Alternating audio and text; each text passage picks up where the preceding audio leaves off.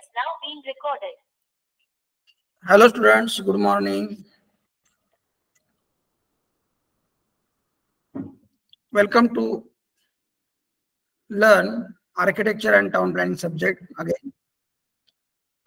So yesterday we have introduced this subject. I explained all the content of the subject, its importance, question papers, questions from the university examinations. And now we can go further with respect to actual content or in detail with respect to practicals and topic-wise presentations. So I hope you have understood the overall content of the subject, its applications and importance in your professional life. Am I audible? And if screen is visible? Yes, Just sir. okay. If anyone wish to share your views or if you have any doubt, you can unmute yourself and ask your doubts. Okay. So for starting with this subject, I have shared many notes, ACT PDF copies, then again my recorded lectures, then other YouTube videos which are available. You can also search with all these topics on the YouTube, like CIDCO, MHADA, planning by CIDCO, planning by MHADA, planning by MIDC, functions of MMRDA, PMRDA, SRA, HUDCO, Land Acquisition Act, MAHARERA, URDPFI guidelines, AMRUT guidelines. So there are separate websites. We will go to that respective topic in detail in our further sessions. But as a students, you should start learning at your own by creating your own interest in the urban planning field, because the content of this subject is we can say very introductory for your subject, means course, but its importance is huge. So there is no limitation to go in deep with respect to each topic or each unit. So we can say this Land Acquisition Act is itself one separate subject. But at this level, we are going to study only the provisions or major clause-wise provisions of this act, importance of this act with respect to town planning or land acquisition process required for the different infrastructure projects. Similarly, Real Estate Regulation Act हा central गव्हर्नमेंटचा आहे. MahaRERA, Maha for Maharashtra, RERA, MahaRERA means for Maharashtra, Real Estate Regulatory Act. So you can understand that this is also one of the act. We can understand the major provisions of this act through many videos or PDF files available, or actual you can read clause-wise provisions in that particular act also. That will enrich your knowledge with respect to legal framework of the town planning. Okay, म्हणजे actual practice करताना, म्हणजे ज्यावेळेस town planning field मध्ये लोक job करतात किंवा entry मिळते त्यांना, त्यावेळेस त्यांना या MRTP ऍक्ट जो आहे आपला वरचा बेस म्हणतो आपण त्याला, या MRTP ऍक्ट नुसार काम करावं लागतं. म्हणजे डेव्हलपमेंट प्लॅन प्रिपेअर करायचा आहे, रिजनल प्लॅन प्रिपेअर करायचा आहे, तर त्यासाठी त्यांना हा ऍक्ट मी तुम्हाला काल दाखवलेला आहे, तो ऍक्टची copy, and I think I have already shared it to WhatsApp group also. त्या पद्धतीने तुम्हाला इथं लक्षात येईल की ह्या ऍक्टची चॅप्टर वाईज जे काही क्लॉज किंवा ह्या चॅप्टर ऍक्ट मधील ज्या प्रोव्हिजन्स आहेत त्या प्रोव्हिजन्स आपल्याला समजायला थोडासा वेळ लागेल, कारण की आता आपण जस्ट एंटर करतो ह्या मोठ्या फील्डमध्ये. परंतु तुम्हाला हे जे इंट्रोडक्टरी नॉलेज आहे मिळेल जे ह्या सब्जेक्ट मधून आपल्या at the end of completion of this course, ते तुम्हाला खूप काही देऊन जाईल आणि पुढे जाऊन तुम्हाला टाउन प्लॅनिंग फील्डमध्ये गव्हर्नमेंट जॉब मिळवण्यासाठी 2 पाऊल पुढे नक्कीच ठेवेल. बरोबर आहे. त्यामुळं आता तुम्हाला फक्त MRTP ऍक्ट काय आहे, त्यातल्या मेजर प्रोव्हिजन्स काय आहेत, किंवा एक कॉमन क्वेश्चन विचारला जातो तो असतो की legislative mechanism to prepare a development plan. बरोबर आहे. मग आता ते काय बघायचं आपल्याला, चॅप्टर नंबर 3 मध्ये प्रिपरेशन ऑफ डेव्हलपमेंट प्लॅन आहे. त्याच्यामध्ये क्लॉज जे काय असतील 22, 25, 27, 38, तर त्या क्लॉज वाईज प्रोव्हिजन त्यांनी काय म्हटलेलं आहे की या क्लॉज नुसार आपण त्याचं नोटिफिकेशन काढतो. पुढे जाऊन तो गव्हर्नमेंटला सगळे सर्वे वगैरे डाटा कलेक्ट केल्यानंतर किंवा DPFI गाईडलाईन नुसार त्याच्यावर काम केल्यानंतर म्हणजे ELU PLU तयार केल्यानंतर तो स्टेट गव्हर्नमेंटसाठी सँक्शनसाठी पाठवला जातो. मग सँक्शन होतं. मग पुढे अजून त्यातल्या बऱ्याच प्रोव्हिजन्स असतात, प्रपोजल्स असतात. म्हणजे हे थोडक्यात मी सांगतोय, आपण स्टेप बाय स्टेप डिटेलमध्ये बघणार आहोत. परंतु मला वाटतं की तुम्ही स्वतःहून सुद्धा जर तुम्हाला चांगलं नॉलेज घ्यायचं असेल, प्रिपेअर करायचं असेल, आणि if you want to qualify ATP, that is assistant town planner examination conducted by the MPSC, तर त्यासाठी तुम्हाला हे 3rd इयर आणि 4th इयर हे खूप महत्वाचं असेल की त्या दृष्टीने तुम्ही जर प्रिपरेशन चालू केलं तर तुम्हाला त्याच्यामध्ये नक्कीच एंट्री मिळेल. तुमचं प्रिपरेशन चांगलं असेल आणि त्याच्यामध्ये कुठलीही तुम्हाला कमी पडू देणार नाही मी. त्या पद्धतीने तुम्हाला सर्व गायडन्स प्रोव्हाइड केला जाईल. बट बेसिक कंडिशन ही अशी असेल की तुम्हाला स्वतःहून वाटलं पाहिजे की I want to become a town planner, मला एंट्री करायची टाउन प्लॅनिंग डिपार्टमेंटला, आणि त्या पद्धतीने आपण सगळी तयारी करू शकतो. तुम्हाला मी हे महत्वाचे मुद्दे का सांगतोय कारण की हे खूप बोल्ड टॉपिक आहेत.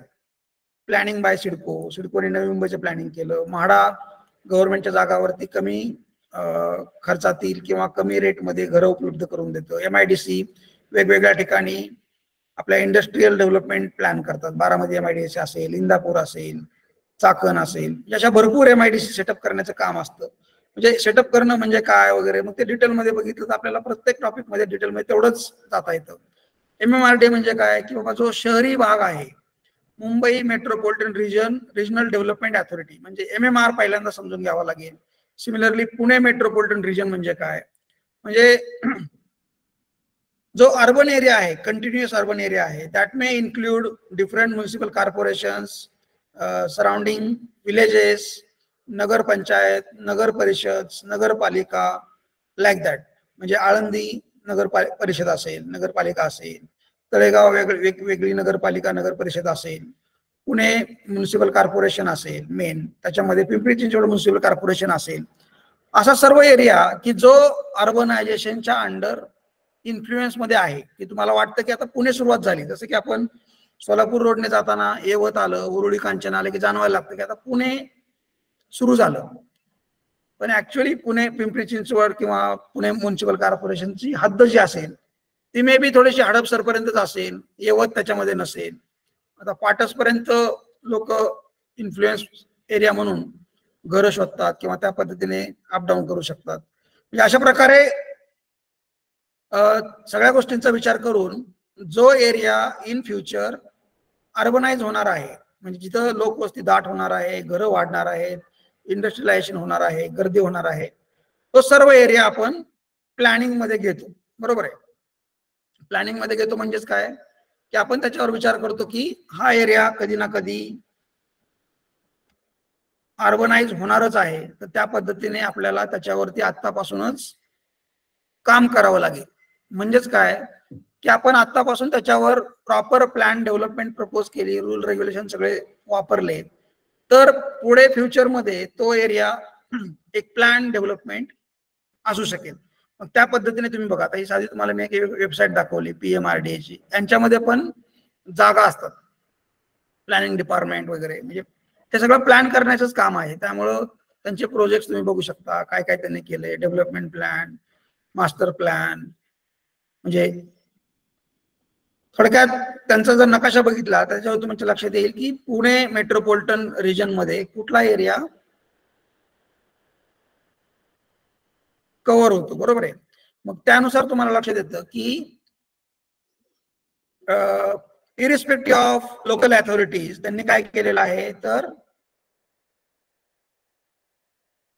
सर्व ज्या लोकल बॉडीज आहेत, म्हणजे ग्रामपंचायत पासून ते महानगरपालिका, सर्वांना एकत्रित करून इंटिग्रेटेड प्रोजेक्ट राबवण्यासाठी, म्हणजे सपोज मेट्रो प्लॅन करायची, मी असं म्हणू शकत नाही की मी फक्त PMC पुरतीच मेट्रो तयार करणार आहे, मी फक्त PCMC पुरतीच करणार आहे.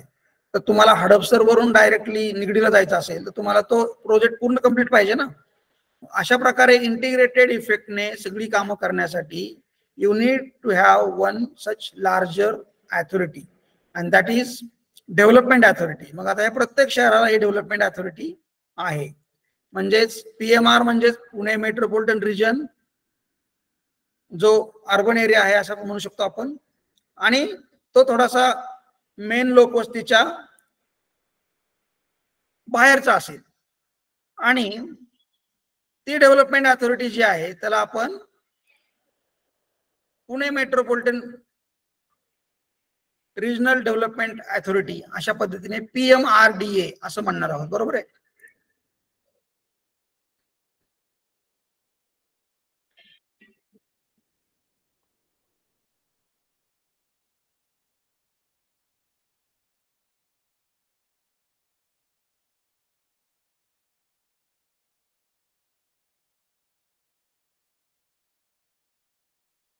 Just a minute, I will open that particular file.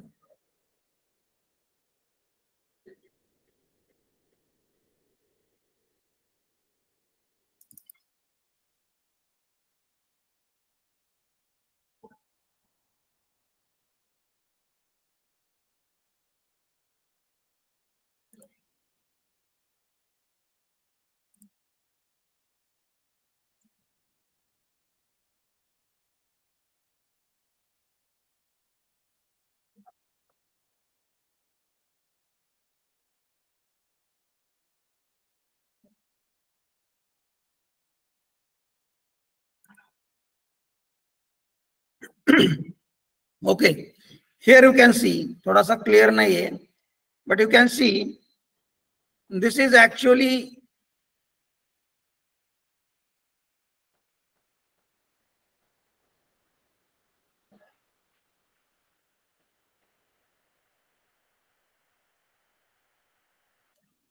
Local bodies आणि त्याचा विचार करून हा पूर्ण लांबपर्यंत जो बाहेरचा भाग आहे, म्हणजे हा दौंड पर्यंत आहे बघा इकडे, त्या पद्धतीने त्यांनी भोर पर्यंत हा जो एरिया आहे that is considered as a Pune metropolitan region. पण ऍक्च्युअल जो एरिया आहे म्हणजे शहरीकरणाचा आत्ताचा बघितला आपण, तर तो इथं लिमिटेड आहे. म्हणजे PCMC असेल, PMC असेल, त्या पद्धतीने वेगवेगळ्या लोकल बॉडीज असतील, परंतु हा इन्फ्लुएन्स जो बघतो आपण तो त्या पूर्ण एरियामध्ये आपल्याला जाणवतो. म्हणजे इन फ्युचर आपल्याला जर काही प्लॅन करायचं म्हटलं तर त्यावेळेस अडचण होऊ शकते की ऑलरेडी तिथं ओव्हर क्राउडेड झालेलं आहे, डेन्स डेव्हलपमेंट झालेली आहे, कारण की रूल रेग्युलेशन हे वेगवेगळ्या भागामध्ये वेगवेगळे असतात. त्याप्रमाणे आता आपण हा एरिया पूर्णपणे PMR म्हणून कन्सिडर करतो आणि त्यानुसार त्याच्यावरती डेव्हलपमेंट प्रपोजल्स किंवा काम करण्यासाठी किंवा रूल्स रेग्युलेशन्स हे सगळे त्याप्रमाणे वापरत असतो. नाही तर काय होईल, इथं PMC मध्ये बिल्डिंग बांधायला अडचण येते किंवा रूल रेग्युलेशन खूप कडक आहेत म्हणून लोक या सराउंडिंग एरियामध्ये जातील आणि इकडं तेवढीच गर्दी होईल. बरोबर आहे. म्हणजे जसं आपण ग्रामपंचायतमध्ये वगैरे बघत होतो काही दिवसापूर्वी, असं प्रॉब्लेम होत होते की जवळपास शहराच्या जवळपासच्या ग्रामपंचायतच्या अंडर जो एरिया आहे तिथं जास्त दाटीवाटीने गर्दी होत होती. मग तिथं TP स्कीम म्हणजे काय आहे ते पण आपण समजून घेऊयात. TP स्कीम इम्प्लिमेंट करणं अवघड होत होतं किंवा त्या भागामध्ये प्रॉपर रूल रेग्युलेशन नव्हते, प्रॉपर लेआउट तयार होत नव्हते, रस्ते बरोबर येत नव्हते, नेबरहुड प्लॅनिंग कन्सेप्ट हा इम्प्लिमेंट होऊ शकत नव्हता. म्हणजे ह्या सगळ्या गोष्टींचा विचार केला तर आपल्याला अशा प्लॅनिंग अथॉरिटी तयार कराव्या लागतात. तसं हैदराबाद असेल, दिल्ली असेल, सुरत असेल, अहमदाबाद असेल, प्रत्येक शहराची प्लॅनिंग अथॉरिटी असते. तुम्हाला त्यांच्या वेबसाईटवरून डिटेलमध्ये माहिती घेता येईल. आता त्यांनीच बघा त्याच्यामध्ये पुढे रिंग रोड मॅप प्रपोज केलेला आहे. तो कशासाठी केला असेल? रिंग रोड कशासाठी असतात? शहरामध्ये विनाकारण ट्रॅफिक येऊ नये. बरोबर आहे. म्हणजे ज्यांना बाहेर जायचं आहे, पुण्यावरून खाली बेंगलोरला जायचंय, कोल्हापूरला जायचंय, त्यांना विनाकारण पुण्यातल्या गर्दीमध्ये, लोकल गर्दीमध्ये घुसायची गरज नाही. बरोबर आहे. त्यासाठी त्यांना आपल्याला शहरामधून, शहर जसं वाढेल त्या पद्धतीने बाहेरून रिंग रोड हे तयार करावे लागतात. मग ते बऱ्यापैकी कॉन्सेंट्रिक तयार होतात, सर्क्युलर रिंग पडत जातात आपल्या शहराच्या कडेने. बरोबर आहे.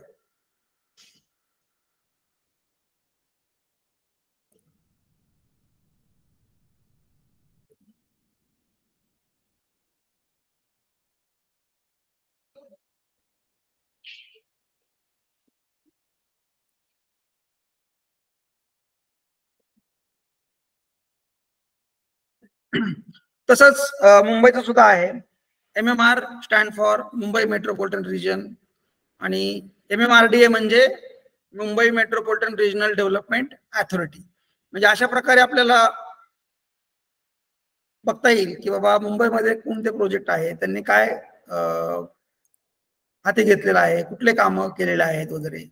म्हणजे सध्याला मुंबईमध्ये कोणते कामं चालू आहेत किंवा त्यांचं प्लॅनिंग काय आहे हे पहिल्यांदा समजून घेतलं पाहिजे. त्या पद्धतीने पुणे, मुंबई जे ऑलरेडी अर्बनाइज झालेले शहरं आहेत त्यांची डेव्हलपमेंट करताना चॅलेंजेस काय असतात आणि आपल्याला त्या पद्धतीने काय विचार करावा लागतो. आता बघा, हे पुणे राहिलं इथं आतमध्ये, परंतु रिंग रोड जो प्रपोज करतोय आपण तो पूर्णपणे बाहेरून आहे बघा, असा एकदम. थोडस क्लॅरिटी नाहीये, दिसत नाही तुम्हाला, परंतु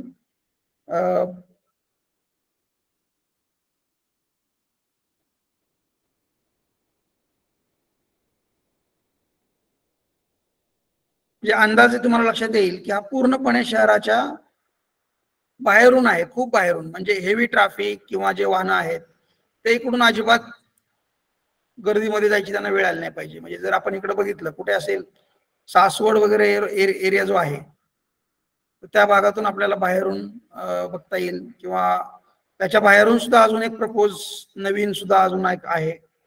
म्हणजे सिंहगड, खडकवासला, इकडे पाषाण, सुसरोड, त्यानंतर हे सगळे तुम्ही डिटेलमध्ये बघू शकता, जास्त वेळ तुम्हाला देता येईल. तर त्या पद्धतीने रिंग रोडचं प्लॅनिंग काय आहे, त्याचे मॅप्स आहेत, डिटेल्स आहेत, रिपोर्ट्स आहेत, हे सगळं स्वतःहून तुम्हाला बघायची जर आवड निर्माण झाली तर तुम्हाला या फील्डमध्ये इंटरेस्ट तयार होईल. बरोबर आहे. अशा भरपूर गोष्टी आहेत त्याच्या, म्हणजे ऑलरेडी त्यांचे प्रोजेक्टच्या अंडर भरपूर गोष्टी दिलेल्या आहेत. TP स्कीम त्यांचा एक कन्सेप्ट आहे, त्यांचा म्हणण्यापेक्षा प्लॅनिंगचा कन्सेप्ट जो आहे, आणि त्यांनी जे प्रोजेक्ट इम्प्लिमेंट केलेले आहेत, तर म्हाळुंगे हा एक पार्ट आहे. त्या पद्धतीने त्यांनी TP स्कीम म्हणजे कशी केलेली आहे, किंवा त्याचा एरिया किती आहे, लेआउट कसा असेल, किंवा त्या पद्धतीने लँड युजेस कसे असतील वगैरे, हे सगळं त्यामध्ये त्यांनी मेन्शन केलेलं आहे.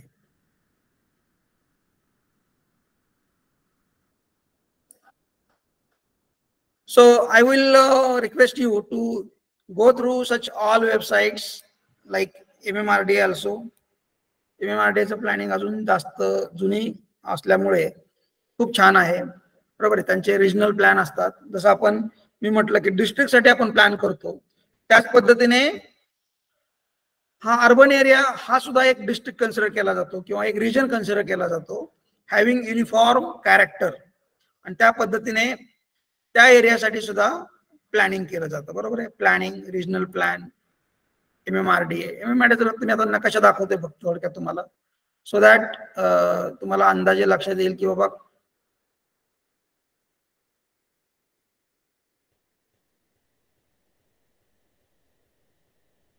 काय काय ते प्लॅन करतात, त्याच्यामध्ये काय काय प्रपोजल्स असतात वगैरे. असं हे सर्वेवरती क्वेश्चन असतो की आपण कुठल्या टाईपचे सर्वेज करत असतो. सर्वे म्हणजे काय की त्या पद्धतीने आपल्याला सगळा डाटा गोळा करणं गरजेचं असतं, आणि त्यातूनच मग आपण अनालिसिस करतो, आणि मग त्या पद्धतीने प्रपोजल्स की कुठे काय असावं याच्यावरती आपण ठरवू शकतो की बाबा ह्या भागामध्ये ह्या फॅसिलिटी असल्या पाहिजेत, इथं बायपास असला पाहिजे, इथं ऍडिशनल काही वेगळे रिझर्वेशन टाकावे लागतील, हेल्थ केअर फॅसिलिटीज, नवीन काही गोष्टी येतात अचानक, IT पार्क सारखं असेल, किंवा त्या पद्धतीने आपल्याला प्लॅन बनवावा लागतो, किंवा एअरपोर्टचं कन्स्ट्रक्शन असेल वगैरे. असं मेट्रो, बरोबर आहे. आता मेट्रो काही जुना प्लॅन मध्ये नव्हतं, तर त्या पद्धतीने नवीन प्लॅन मध्ये ज्यावेळेस मेट्रो येते त्यावेळेस तुम्हाला त्याच्यासाठी रोड वाईडनिंग किंवा जागा ही द्यावीच लागेल. बरोबर आहे. तर हे बघा,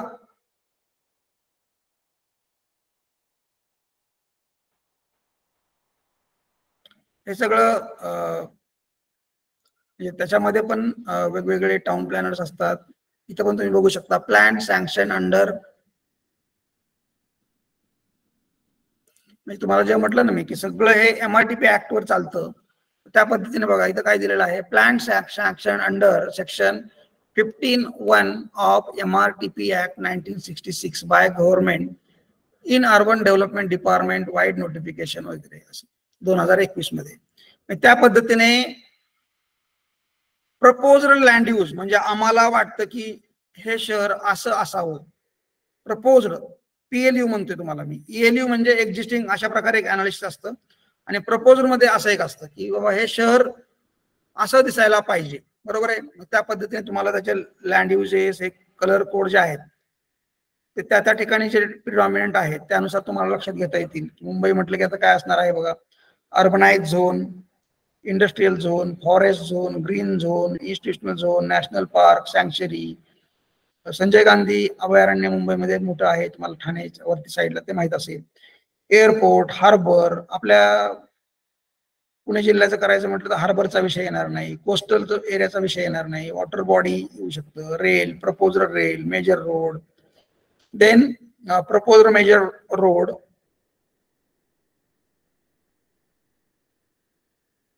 बाउंड्री, त्यानंतर आहे बघा NDDA, new town development authorities,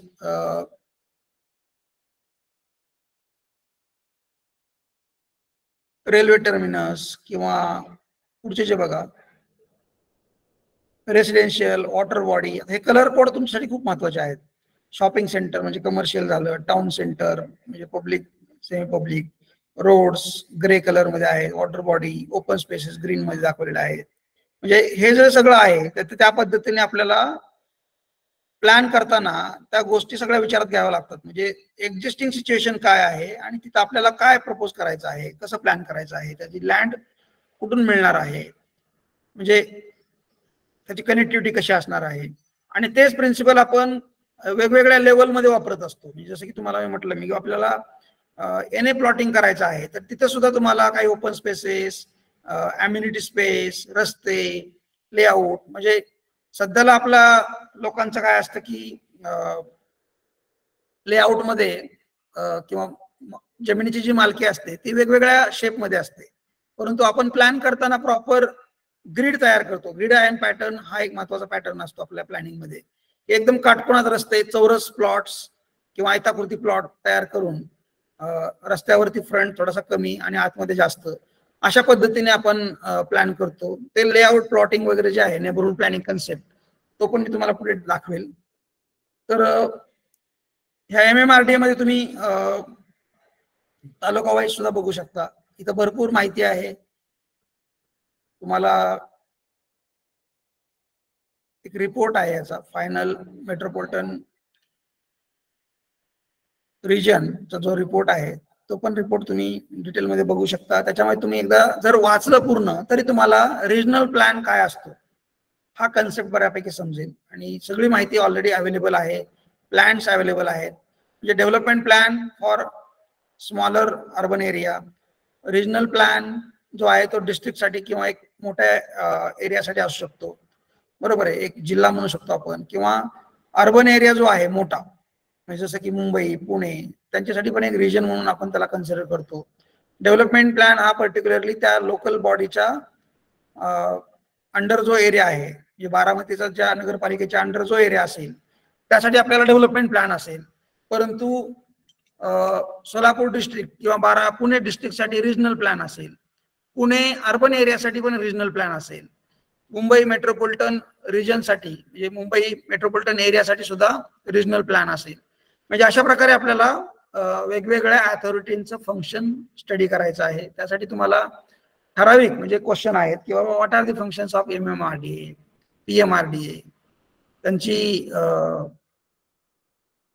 काय म्हणता येईल आपल्याला, त्याच्यामध्ये वर्किंग कसं चालतं, हायरार्ची कशी आहे, म्हणजे ह्या सगळ्या गोष्टी आपल्याला थोड्या थोड्या त्यातल्या महत्वाच्या ज्या आहेत त्या समजल्या तरी आत्ताच्या सब्जेक्ट पुरतं सफिशियंट आहे.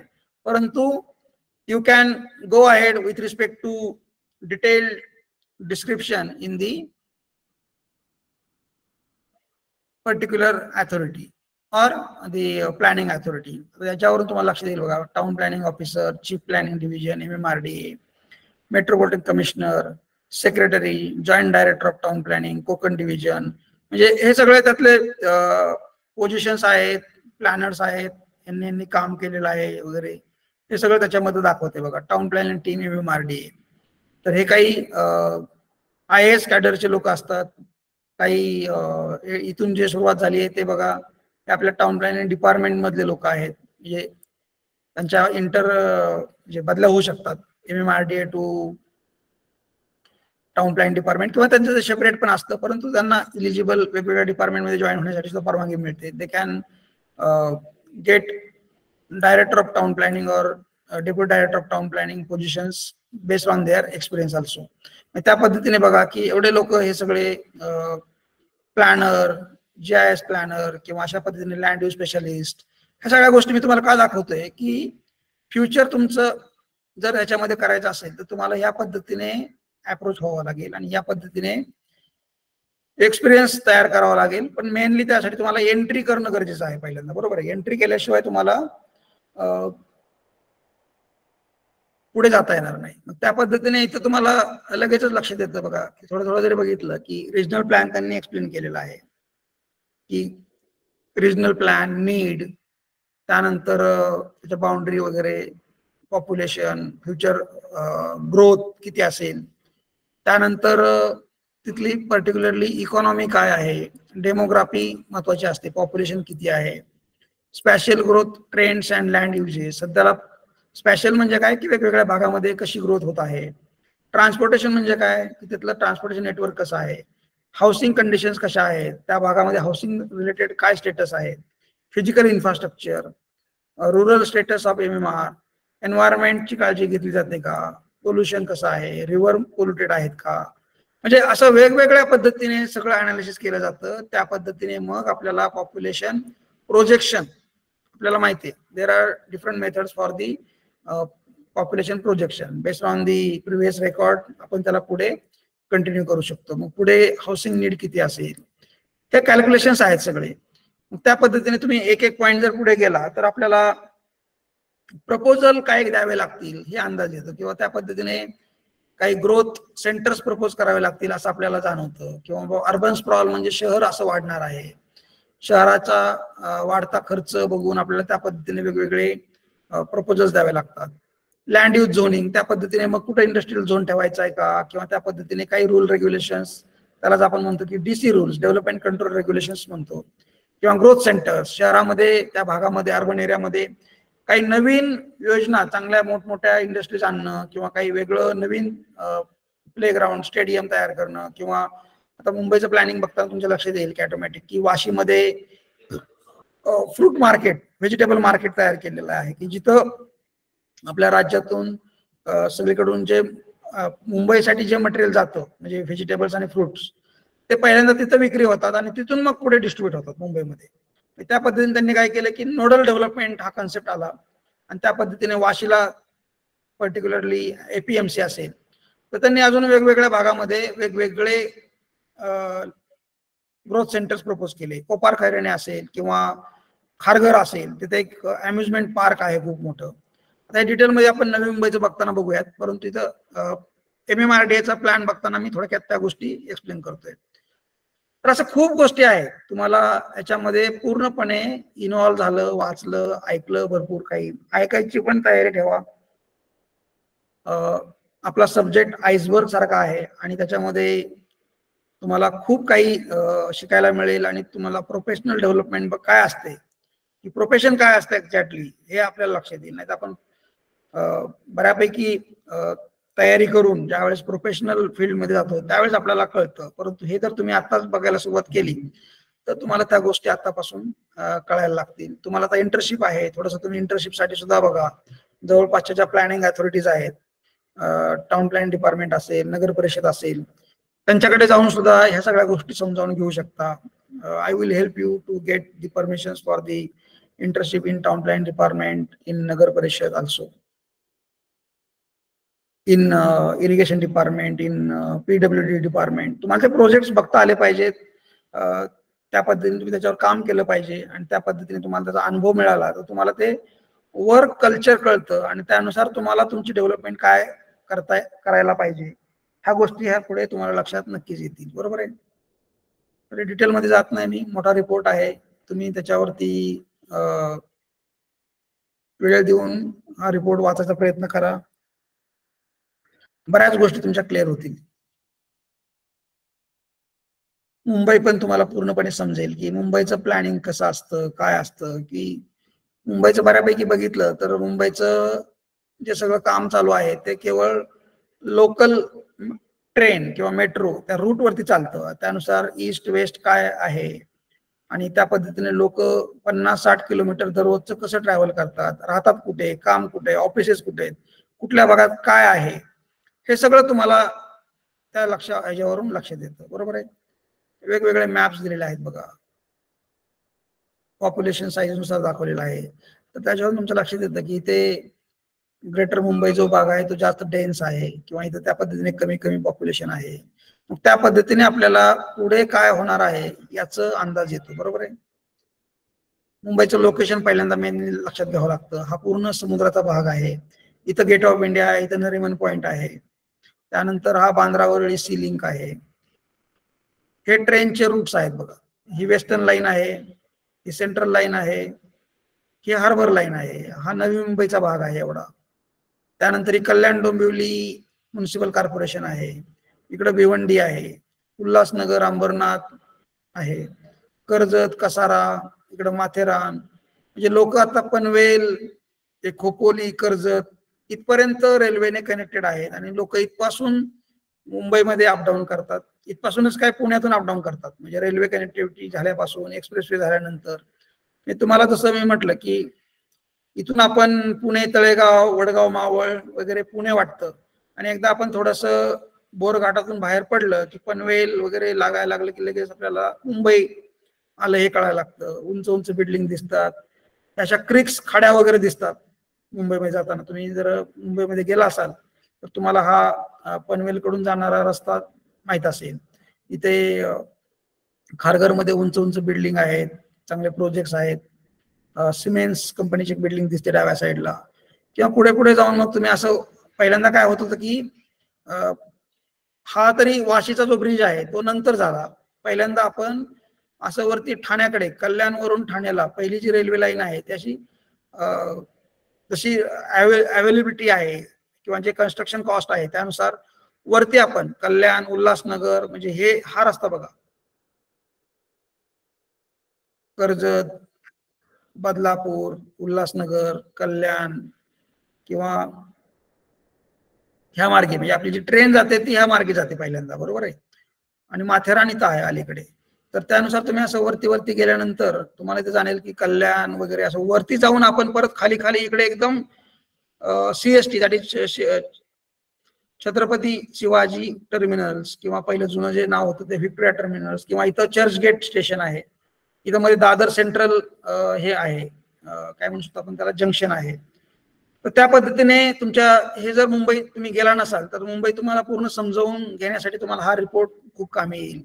की त्या पद्धतीने हा टुवर्ड्स गुजरात जो आहे सुरतकडे जाणारा रस्ता आहे, वसई विरार मीरा भायंदर बोरिवली अंधेरी वगैरे ह्या साईडला येतं वेस्टर्न लाईनला.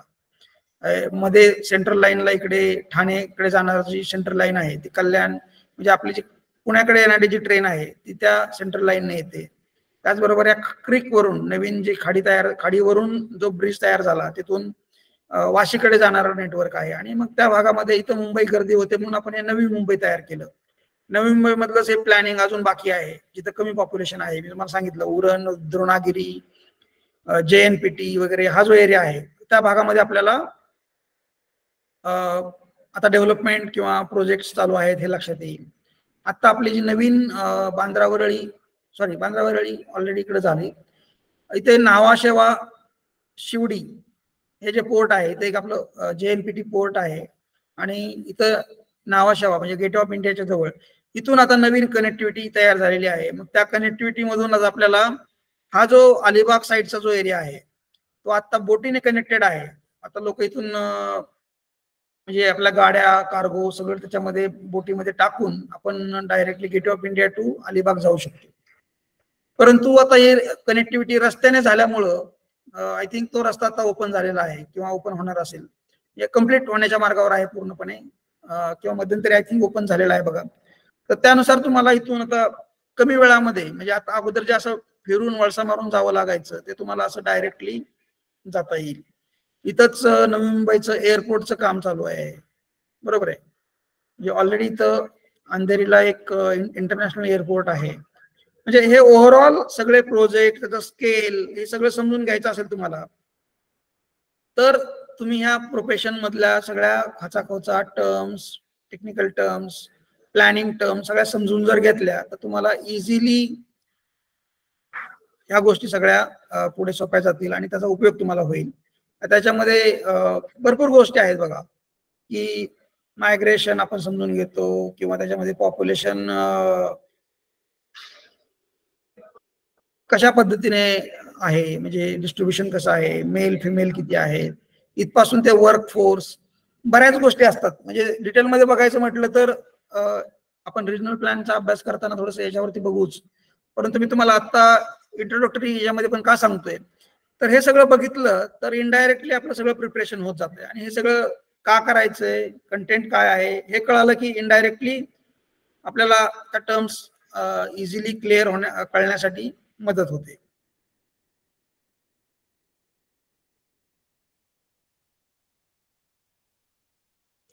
मेनली आपण प्लॅन काय करतोय, कसं करतोय, त्याला माहिती काय लागणार आहे, ह्या सगळ्या गोष्टी आपल्याला माहित असणं गरजेचं आहे.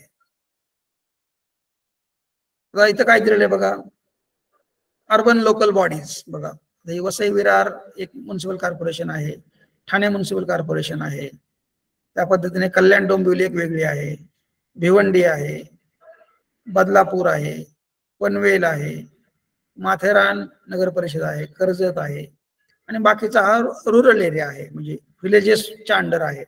परंतु आपण त्याला मुंबई मेट्रोपॉलिटन रिजन मध्ये घेतलेला आहे. कशामुळे? कारण की तो कधी ना कधी या इन्फ्लुएन्समुळे डेव्हलप होणार आहे. डेव्हलप म्हणजेच काय, की तिथं गर्दी होणार आहे. त्या पद्धतीने आपल्याला काम करावे लागतात, प्रोजेक्ट्स वगैरे.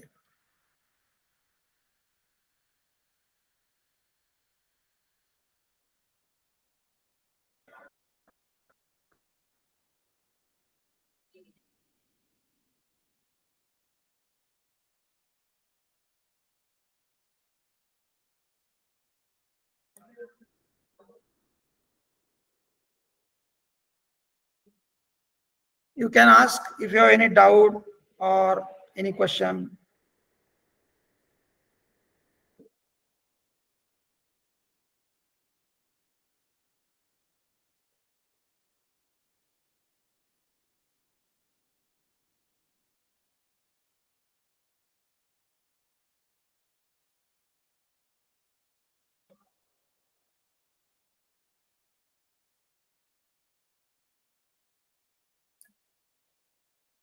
ओके, मी आता हा रिपोर्ट बघायचं थांबवतो. थोडंसं MMRD तुम्हाला इंट्रोड्यूस झालेला आहे, तर त्यानुसार तुम्ही फिजिओग्राफी जर बघितली तर ते पण तुम्हाला लक्षात येते बघा. इथे म्हणजे आपल्याला खूप गोष्टींचा विचार करावा लागतो प्लॅन करताना. क्लायमेट, टोपोग्राफी, कनेक्टिव्हिटी, ह्या सगळ्या गोष्टी कशा आहेत यानुसार बघितलं तुम्हाला हे मुंबईचं लक्षात येईल बघा.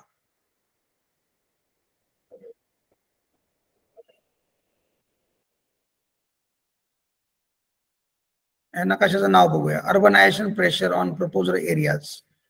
बरोबर आहे. म्हणजे मुंबईमध्ये सुद्धा हिल वगैरे आहेत. हा वेस्टर्न घाट आहे, जे नवी मुंबईच्या जस्ट साईडला हा पूर्णपणे वेस्टर्न घाट आहे, किंवा हा वेस्टर्न घाटचा माथेरान वगैरे जो भाग आहे तो वेस्टर्न घाट आहे. त्यामुळे आपल्याला खूप जास्त इकडे एक्सपांड व्हायला लिमिटेशन्स आहेत, म्हणून आपण हे असंच कोस्टल एरियामध्येच ग्रो होत चाललेलो आहोत. त्यामुळे आता थर्ड मुंबई इकडे अलिबागकडे डेव्हलप होण्याच्या मार्गावर आहे ऑलरेडी. बरोबर आहे.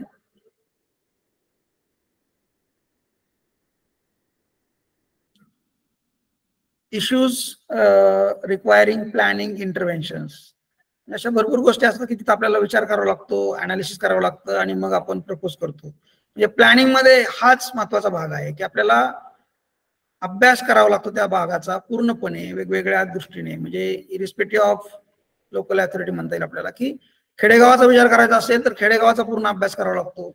तालुक्याचा डेव्हलपमेंट प्रपोजल करायचं म्हटलं तर तालुक्याचा करावा लागतो. नगरपालिकेच्या अंडर जो एरिया आहे त्याचा विचार करायचा म्हटलं त्याचा अभ्यास करावा लागतो आणि तेच आपल्याला डेव्हलपमेंट प्लॅन प्रिपेअर करताना नगरपालिकेच्या अंडर जो एरिया आहे त्याचा विचार करावा लागतो. त्या पद्धतीने ह्या प्लॅनिंगच्या वेगवेगळ्या लेवल्स आहेत आणि त्या पर्टिक्युलर लेवल प्रमाणे आपल्याला डाटा कलेक्ट करावा लागतो, अनालिसिस करावं लागतं आणि प्रपोजल्स द्यावे लागतात. म्हणजे ह्याच्यामध्ये ऍडिशनली काय असायला पाहिजे, काय करू शकतो आणि त्याच्यातलं मग जसे फंड्स अवेलेबल होतात त्या पद्धतीने आपण एक एक काम हाती घेऊन फेज वाईज काम कंप्लीट करू शकतो. रिजनल स्ट्रक्चर हे मुंबई मधलं बघा, हे अहमदाबाद रोड आहे, हा नाशिक कसारा घाट रोड आहे, हा अहमदनगर रस्ता दाखवलेला आहे, आपल्या मुरबाड मार्गे. आय थिंक हा मुरबाड मार्ग आहे, हा एक दुसरा असेल अजून, म्हणजे आपला माळशेज घाट जो आहे त्या पद्धतीने. इकडे पुण्याकडचा आपला पुणे मुंबई एक्सप्रेसवे आहे. म्हणजे हे जिओग्राफीचं नॉलेज सुद्धा तुम्हाला थोडस गरजेचं असतं की त्यातून आपल्याला ह्या गोष्टी सगळ्या प्लॅन करताना जिओग्राफी, त्यातलं रिव्हर बेसिन्स कसे आहेत, एन्व्हायरमेंटलच्या काही गोष्टी आहेत, या सगळ्या गोष्टींचं नॉलेज आपल्याला लागतं प्लॅन करताना. कारण की प्लॅन म्हणजे हे सगळं करताना इतक्या सगळ्या गोष्टी, त्याचा इन्फ्लुएन्स, इकॉनॉमिक्स, हे सगळं जर समजलं तर आपण इनडायरेक्टली त्या गोष्टी प्लॅन मध्ये चांगल्या प्रकारे आणू शकतो. म्हणजे प्रॉपर जस्टिस द्यायचं म्हटलं तर आपल्याला ह्या सगळ्या गोष्टी जर प्रॉपर समजल्या असतील तरच आपण त्या पद्धतीने तिथला प्रॉपर डेव्हलपमेंट प्रपोजल दिला असं म्हणता येईल. बरोबर आहे. Are you able to see the maps? तुम्हाला मॅप दिसत आहेत का खूप म्हणजे हे होते, छोटं छोटं दिसतंय?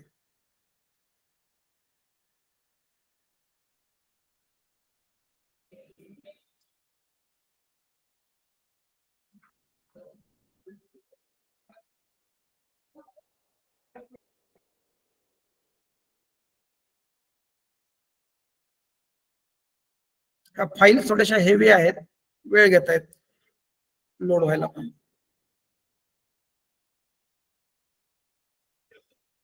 ओके, हे आपण MMRDA बघत होतो, विषय निघाला होता आपला प्लॅनिंग अथॉरिटी बद्दल. त्या पद्धतीने PMRDA, MMRDA, त्यातलं तुम्हाला अपॉर्च्युनिटीज, हे सगळं तुम्हाला इथं कळतं.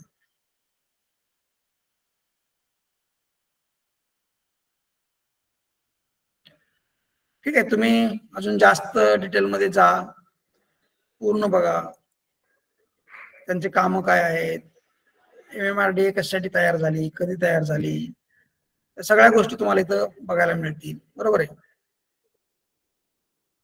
The Mumbai metropolitan region spread over about 6,000 square kilometer consists of 9 municipal corporations. बरोबर आहे, आपण बघितलं. त्यानंतर 9 म्युनिसिपल काउन्सिल्स, अंबरनाथ, बदलापूर, माथेरान, कर्जत, खोपोली, पेन, उरण, पालघर, आणि more than 1000 villages in Thane, Raigad and Palghar district.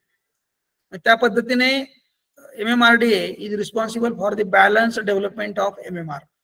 Balance development, plan development, हे महत्वाचा आपला उद्देश आहे प्लॅनिंगचा, टाउन प्लॅनिंगचा. त्या पद्धतीने तुम्ही ही वेबसाईट भरपूर वेळा बघा.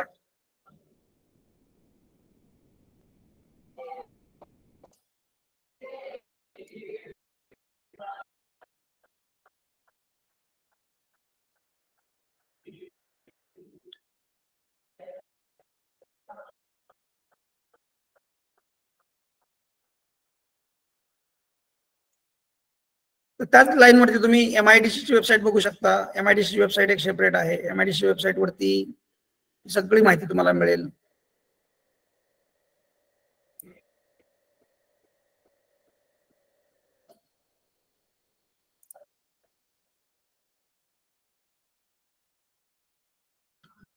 ऑर्गनायझेशनल स्ट्रक्चर सुद्धा वेबसाईट वरती मिळतं आपल्याला. इथेच ह्या MIDCच्या वेबसाईट वरती भरपूर माहिती अवेलेबल आहे. रिक्रुटमेंट असतात MIDC मध्ये, पण आपल्याला प्लॅनरच्या पोस्ट असतात. त्यामुळे मी फक्त तुम्हाला दाखवतोय, म्हणजे त्यातून तुम्हाला करिअर अपॉर्च्युनिटी समजतील आणि ह्या सगळ्या गोष्टी तुम्ही स्वतःहून डिटेलमध्ये बघा.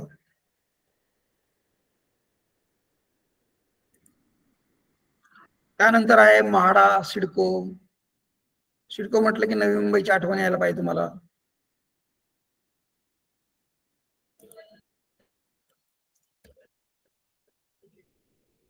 सर्चला पण काय येते, सिडको लॉटरी. अशामुळे ते पण तिथले घर वगैरे बांधतात म्हाडाप्रमाणे. सिडको मध्ये पण तुम्हाला खूप चांगल्या अपॉर्च्युनिटीज आहेत, करिअर ग्रोथ आहे, करिअर अपॉर्च्युनिटीज आहेत, प्लॅनिंग मध्ये चांगलं काम करता येतं. न्यू टाउन्स बघा, जे आपण न्यू टाउन बद्दल बोलणार आहोत ना, नवी मुंबई, गांधीनगर, चंदीगड. तर त्या पद्धतीने इथं बघा त्यांनी सुद्धा हे new Latur, new Aurangabad, new Nanded, new Nashik असे काही काही वेगवेगळे छोटे छोटे सुद्धा प्रोजेक्ट केलेले आहेत. आणि मेनली नवी मुंबई त्यांचं मेन काम आहे. त्यांना तिथूनच आयडेंटिटी मिळाली, चांगलं काम केलं. त्यांचा पण डेव्हलपमेंट प्लॅन बघा. डेव्हलपमेंट प्लॅन बद्दल तुम्हाला सांगायचं म्हटलं तर तिथून तुम्हाला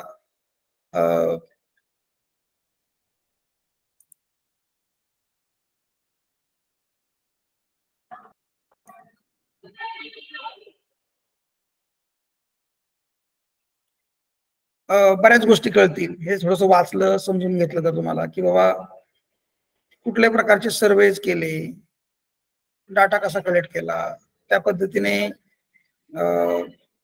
अनालिसिस कसं केलं आणि प्रपोजल कसे केले. थोडंसं डिटेलमध्ये जायला वेळ लागेल आपल्याला, परंतु तुम्ही थोडंसं बघा. नवी मुंबई न्यू टाउन बघताना आपण डिटेलमध्ये हे सगळं बघूया.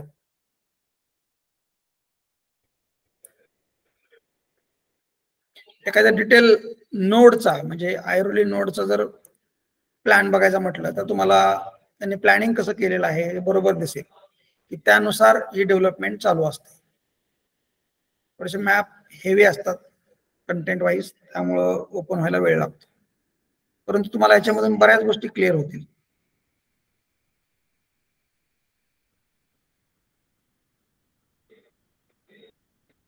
असे भरपूर मॅप्स आहेत, तुम्ही स्वतःहून उघडून बघा. आता आपण जे म्हणतो ना की नेबरहुड प्लॅनिंग कन्सेप्ट किंवा टीपी स्कीम, तर हे ह्याच लाईनवरती असतं बघा की सुरुवातीला हा जो किंवा हे जे क्षेत्र आहे, बरोबर आहे, हे क्षेत्र सगळं एकाच्याच मालकीचं नसतं. याचे प्लॉट ओनर्स वेगवेगळे असतात, प्लॉट वेगवेगळ्या साईजचे असतात, म्हणजे वाकडे तिकडे असतात. त्याच्यामध्ये काही हिल असतात, काही वेगळे म्हणजे ऑब्स्टॅकल्स असतात, जसं की बाबा खाडी आहे, वॉटर बॉडी असू शकते.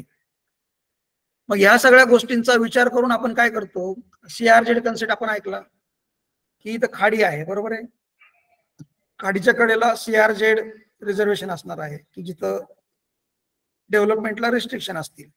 तर तुम्हाला इथं तो कन्सेप्ट प्रॅक्टिकली दाखवतो मी, कशासाठी की तुम्हाला त्याचं मिनिंग कळेल. CRZ2 म्हणजे CRZ2च्या अंडर इथं आपल्याला डेव्हलपमेंट जास्त करता येणार नाही वगैरे असे रिस्ट्रिक्शन असू शकतात. परंतु आपण कोस्टल रोड टाईप आपण तयार केलेला आहे. उरलेल्या भागामध्ये बघा की वेगवेगळ्या हायरार्चीचे 30 मीटर वाईड रोड इथं टाकलेला आहे. इथं पुढे आतमध्ये 15 मीटर रस्ता टाकलेला आहे. आता ह्या लँड युजेसच्या कलरनुसार तुम्हाला लक्षात येईल की आपण इथं काय प्लॅन केलेलं आहे. म्हणजे वेगवेगळ्या भागामध्ये, त्या भागामध्ये वेगवेगळ्या फॅसिलिटीज कशा असायला पाहिजेत. बाबा कमर्शियल सेंटर कुठं असायला पाहिजे, रेसिडेन्शियल एरिया कुठं असला पाहिजे, ओपन स्पेस कुठं असली पाहिजे, हॉस्पिटल कुठं पाहिजे, पब्लिक अम्युनिटीज कुठं पाहिजेत, किंवा त्या पद्धतीने इथं अजून काय काय वेगवेगळे तुम्हाला गोष्टी दिसतील त्या त्या एरियाच्या गरजेनुसार. तर हे वेगवेगळे छोटे छोटे प्लॉट्स बघा. प्लॉटिंग करताना ह्या सगळ्या गोष्टी आपल्याला विचारात घ्याव्या लागतात, बरोबर आहे. इथं फ्रंट जो आहे तो थोडासा कमी आहे, पण आतमध्ये तुम्हाला अशी लांबी जास्त मिळते, बरोबर आहे. कारण की रस्त्यावरती फ्रंट जास्त दिला तर आपल्याला रस्त्यांची लांबी जास्त करावी लागेल, आणि मग रस्त्यांची लांबी जास्त करणं हे ओव्हरऑल प्रोजेक्टच्या दृष्टीने फायनान्शियली फिजिबल होत नाही. मग त्यानुसार तुम्हाला एक 10 ते 20% रस्ते असू शकतात. खूप लक्झरियस करायचं म्हटलं तुम्ही वाढवू शकता, परंतु त्या पद्धतीने अशा अनुभवानुसार याच्यामध्ये रूल रेग्युलेशन्स आहेत आणि त्यानुसार तुम्हाला काम करावं लागतं. आणि मग इथं ओपन स्पेसेस म्हणजे आपले प्लेग्राऊंड सारखी जागा आपल्याला ठेवावी लागते, लोकांच्या मोकळं फिरण्यासाठी, चालण्यासाठी म्हणता येईल, प्लेग्राऊंड वगैरे. तर त्यानुसार तुम्हाला हे सगळं लक्षात येते की एक्झॅक्टली त्यांनी कसं प्लॅन केलेलं आहे. म्हणजे ह्या सगळ्या गोष्टींचा विचार केला तर आता किती लोकांना माहिती क्रिमॅटोरियम म्हणजे काय? Can anyone tell what is क्रिमॅटोरियम?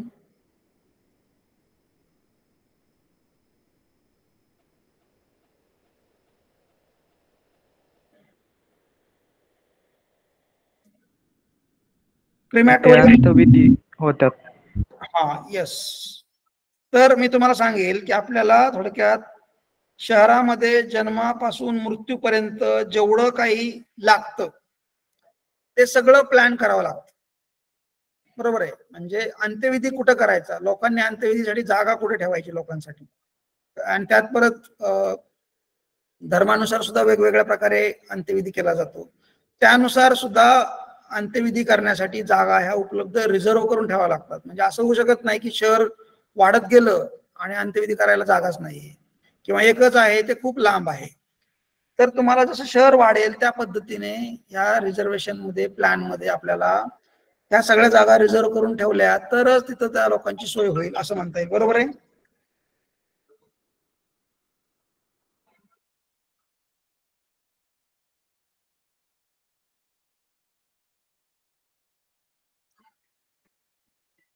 म्हणजे आपण फायर ब्रिगेड स्टेशन पासून, पोस्ट ऑफिस पासून, पोलीस स्टेशन पासून ते मार्केट, मंडई, पार्किंग, काय अजून जे काही लागतं त्या शहराच्या गरजेसाठी, वेगवेगळ्या भागामध्ये वेगवेगळ्या गरजा असू शकतात.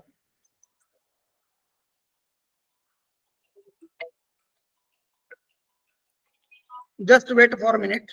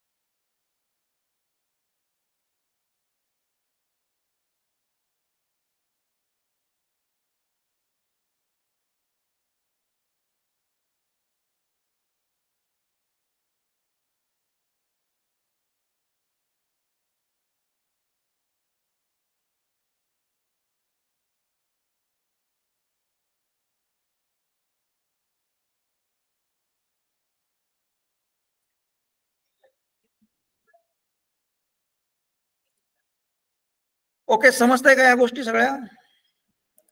म्हणजे प्लॅन नक्की काय केला जातो ह्या गोष्टी थोड्या थोड्या आपल्याला मी डायरेक्ट तुम्हाला केस स्टडीवर नेऊन दाखवतोय, म्हणजे आपल्याला थिअरी इझिली समजेल. बरोबर आहे. बऱ्याच गोष्टी असतात प्लॅनिंग मध्ये. नेबरहूड प्लॅन म्हणजे काय की बाबा हा पूर्ण एरिया एक आपला नेबरहूड म्हणजे स्वयंपूर्ण म्हणतो ना आपण, त्या पद्धतीने आपल्याला तयार करायचा असतो. म्हणजे जेवढा एरिया मोठा असेल तेवढ्या फॅसिलिटी मोठ्या असतील, परंतु त्याच्यामध्ये परत सब नेबरहुड सारखं आपल्याला बघावं लागतं की बाबा ह्या एरियामध्ये पण परत छोटे छोटे लोकांना ज्या बेसिक फॅसिलिटी लागतात त्या त्या भागामध्येच अवेलेबल झाल्या पाहिजेत. म्हणजे असं नको व्हायला की मला इथून एकदम 5 किलोमीटर जावं लागतंय आणि मग मला किराणा दुकान सापडणार आहे किंवा भाजी मंडई सापडणार आहे. म्हणजे आपण बारामतीचं उदाहरण घेतलं तर काय म्हणता येईल की बारामतीमध्ये स्टेडियम एक असेल, इंजिनिअरिंग कॉलेज एक दोन असतील, मेडिकल कॉलेज एखादा असेल, परंतु गल्लीमध्ये तुम्हाला भाजी मंडईची दुकानं छोटे छोटे मोठे मिळतील. परंतु शहर लेवलला मोठ्या 2 मंडई असतील, 3 मंडई असतील, बस स्टँड एखादं मोठं असेल. म्हणजे आजपर्यंत कसं होत होतं की बस स्टँड, रेल्वे स्टेशन हे महत्वाचे लोकेशन होते की त्याभोवती पॉप्युलेशन भरपूर क्राऊड असायची वगैरे. पण आता थोडंसं मोबिलाइज ट्रान्सपोर्टेड झाल्यामुळं की इंडिव्हिज्युअल व्हेकल्स वाढल्यामुळं आपल्याला थोडंसं जास्त डिपेंड राहावं लागत नाही. परंतु त्या पद्धतीने शहराची डेव्हलपमेंट करताना वगैरे प्लॅन करताना आपल्याला अशा प्रकारे ग्रोथ ही करत राहावी लागते, वाढवत राहावं लागतं. आणि तिथे रस्त्यांचं नेटवर्क प्रॉपर झालं पाहिजे. म्हणजे थरो ट्रान्सपोर्टेशनसाठी सुद्धा काही रस्ते असले पाहिजेत. थरो म्हणजे इथून आपण इकडे जाऊ शकतो, परंतु काही रस्ते तुम्हाला असे पण दिसतील की ते फक्त इंटरनल सर्क्युलेशनसाठी आहेत. म्हणजे आता हे वाकडे तिकडे थोडेसे जे बनवलेले आहेत, इथून कोणी मोठा कंटेनर घेऊन मुंबईमध्ये फिरणार नाही, बरोबर आहे. तुम्हाला बाहेर पाडायचं असेल तर हे असे थरो रस्ते वापरता येतात की इथं जास्त विड्थ असते आणि हाय स्पीडने आपण ट्रॅव्हल करू शकतो. परंतु आतमध्ये जे असे लूप किंवा डेड एंड कल्डी सॅक म्हणतो आपण त्याला, असे जे रस्ते प्रोव्हाइड केले असतात त्याचा उद्देश असतो की त्या इनर सर्क्युलेशनसाठी त्या लोकांच्या पर्टिक्युलरली सोयीसाठी हे रस्ते असावेत.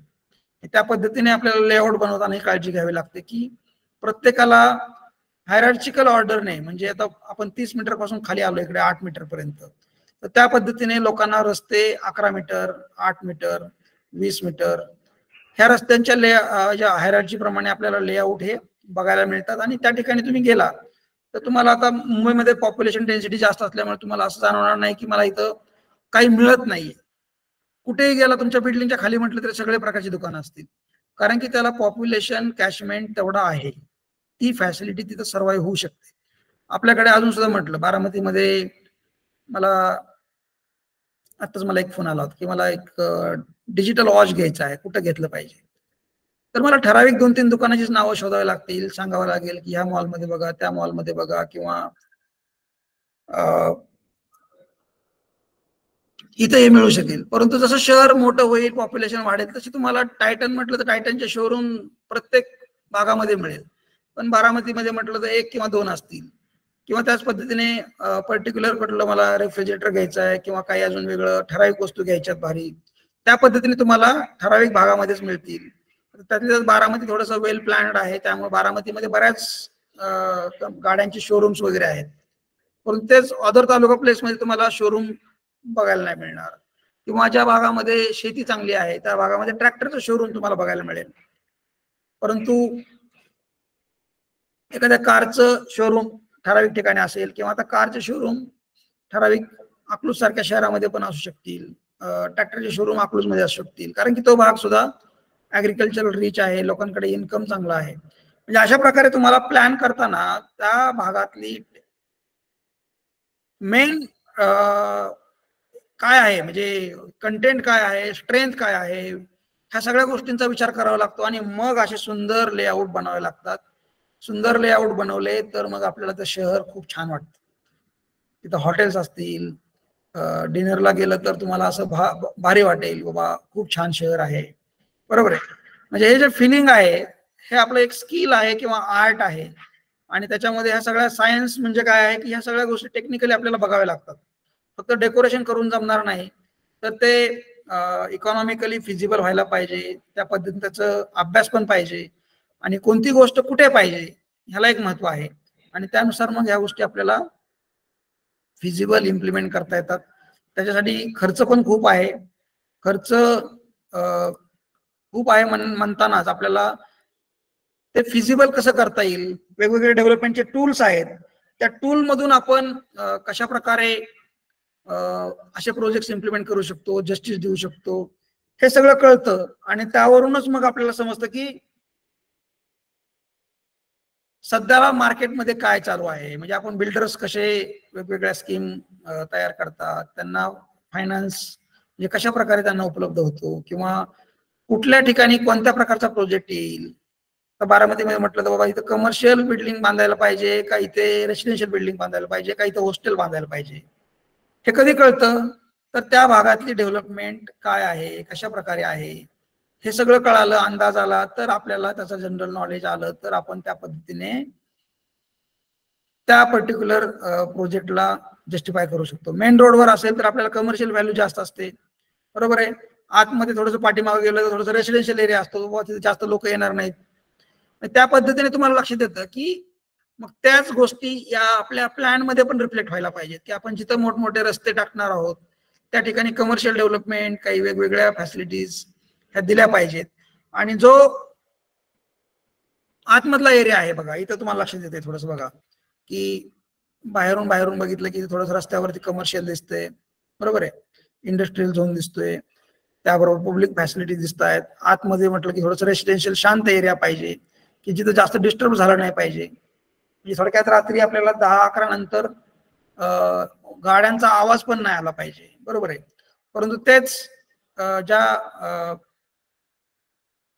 इंडस्ट्रियल डेव्हलपमेंट आहे त्या शिपमध्ये वर्क चालू असतं त्यांचं, म्हणजे त्याच्यामुळे आपण त्यांना MIDC सेपरेट तयार करून देतो, की so that they can work for 24 hours. काही नॉईज येत असतील, आवाज येत असेल मशीनचे वगैरे, तर ते रात्री आपल्याला त्रासदायक होऊ शकतात, म्हणजे झोप लागू शकणार नाही वगैरे, अशा प्रकारे त्रास होऊ शकतो. त्या पद्धतीने तुम्हाला त्याचं प्लॅनिंग हे दिसलं पाहिजे. म्हणजे खूप मोठं प्लॅनिंग आहे ऍक्च्युली. आता तुमच्या सुरुवातीच्या लेवलला तुम्हाला वरवरचं थोडं थोडं समजलं तरी इनफ आहे, परंतु जसं आपण डीपर लेवलला जाऊ त्या पद्धतीने तुम्हाला हे लक्षात येईल की प्लॅन करताना, किंवा काही व्हिडिओच्या माध्यमातून आपल्याला समजून घेता येईल की प्लॅन करताना हे वाशी नोड आहे, म्हणजे पहिल्यांदा ओव्हरऑल नोडल प्लॅन, नवी मुंबईचं प्लॅन काय आहे हे समजून घेतल्यानंतर वाशीचं प्लॅनिंग कसं केलेलं आहे हे लक्षात येईल. याच्यामध्ये मोठ्या प्रमाणामध्ये APMC आहे, ऍग्रिकल्चरल प्रोड्यूस मार्केट सेंटर म्हणता येईल, बरोबर आहे. तर त्या पद्धतीने तुम्ही तिथं जाऊन संधी मिळाली तर बघू शकतो आपण APMC काय आहे वगैरे, आणि त्या पद्धतीने त्याचं इथं जे लिजंड मध्ये जी माहिती आहे ती पण तुम्ही बघू शकता.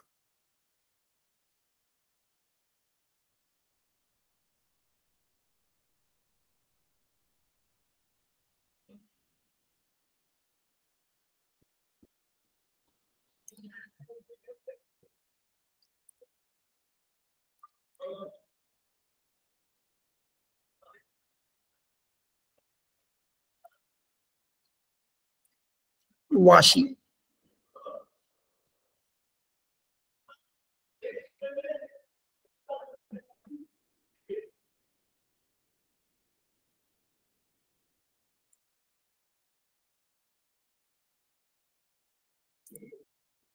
हे बघा, हे इथलं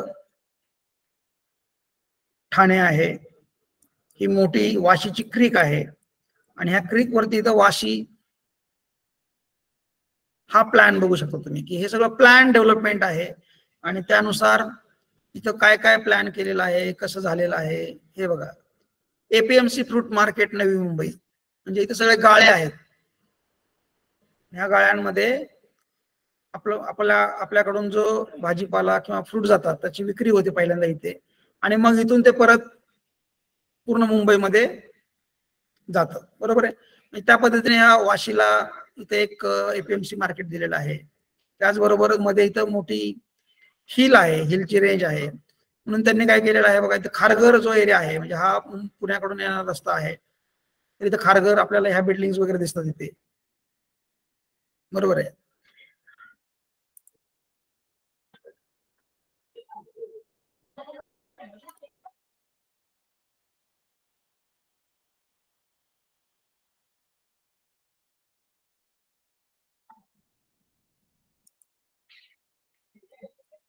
मुंबईला कोणी गेला असाल तर तुम्ही 3 मंकी पॉइंट म्हणून तिथं पॉइंट आहे, त्यानुसार तुम्हाला ते लोकेशन आयडेंटिफाय होईल, बरोबर आहे. तर सांगायचं हे आहे की प्लॅन करताना बघा, आता हा थरो ट्रान्सपोर्टेशनसाठी रस्ता आपण CBD बेलापूर, म्हणजे नवी मुंबईचं सेंट्रल ऑफिस वगैरे सगळं तिथं ठेवलेलं आहे वगैरे, तिथेच रेल्वे लाईनचं सुद्धा आहे CBD बेलापूर, किंवा कोकण भवन म्हणून सगळे तिथे ऑफिसेस वगैरे आहेत. त्याचबरोबर CBD बेलापूरचा जो ब्रिज आहे ना, या ब्रिजच्या तिथेच हे बघा कोकण भवन, इथं सगळे ऍडमिनिस्ट्रेटिव्ह ऑफिसेस वगैरे आहेत बऱ्यापैकी. म्हणजे ह्याचं पण लोकेशन कशावरून ठरवलेलं आहे, तर ह्या नवी मुंबईसाठी हा अर्धा भाग खाली आहे, अर्धा भाग वरती आहे. तर त्यांना सेंट्रल CBDचा अर्थच तो आहे, सेंट्रल बिझनेस डिस्ट्रिक्ट. म्हणजे ही प्लॅनिंगची टर्म आहे CBD बेलापूर. तर तो आपल्याला कुणाला माहित पण नसेल की CBD म्हणजे काय, त्याला CBD का म्हणायचं वगैरे. तर त्या पद्धतीने इथंच नवी मुंबई म्युन्सिपल कॉर्पोरेशनचं ऑफिस आहे, मस्त म्हणजे ऑफिस आहे म्हणता येईल, बरोबर आहे. म्हणजे महानगरपालिकेचं ऑफिस म्हणता येईल.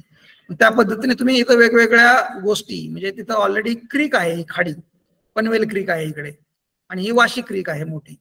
तर या अरुंद पट्टीमध्ये, कारण की इथं परत डोंगर आहे इकडं आणि अशी उभी अशी पट्टी आहे, ह्या पट्टीमध्ये प्लॅन करताना तुम्ही बघितलं असेल तुम्हाला की हे सगळे लेआउट, रस्ते बनवणं, त्यासाठी सर्वे करणं, कोणत्या गोष्टी कुठं पाहिजे, तिथल्या गरजा काय आहेत, शहर लेवलला कोणती फॅसिलिटी द्यायची आहे, हे सगळं प्लॅन करायचं काम मोठं अभ्यासाचं काम आहे. सहजासहजी हे होऊ शकत नाही, बरोबर आहे. त्यासाठी आपल्याला हे प्लॅनिंगचं नॉलेज असणं गरजेचं आहे.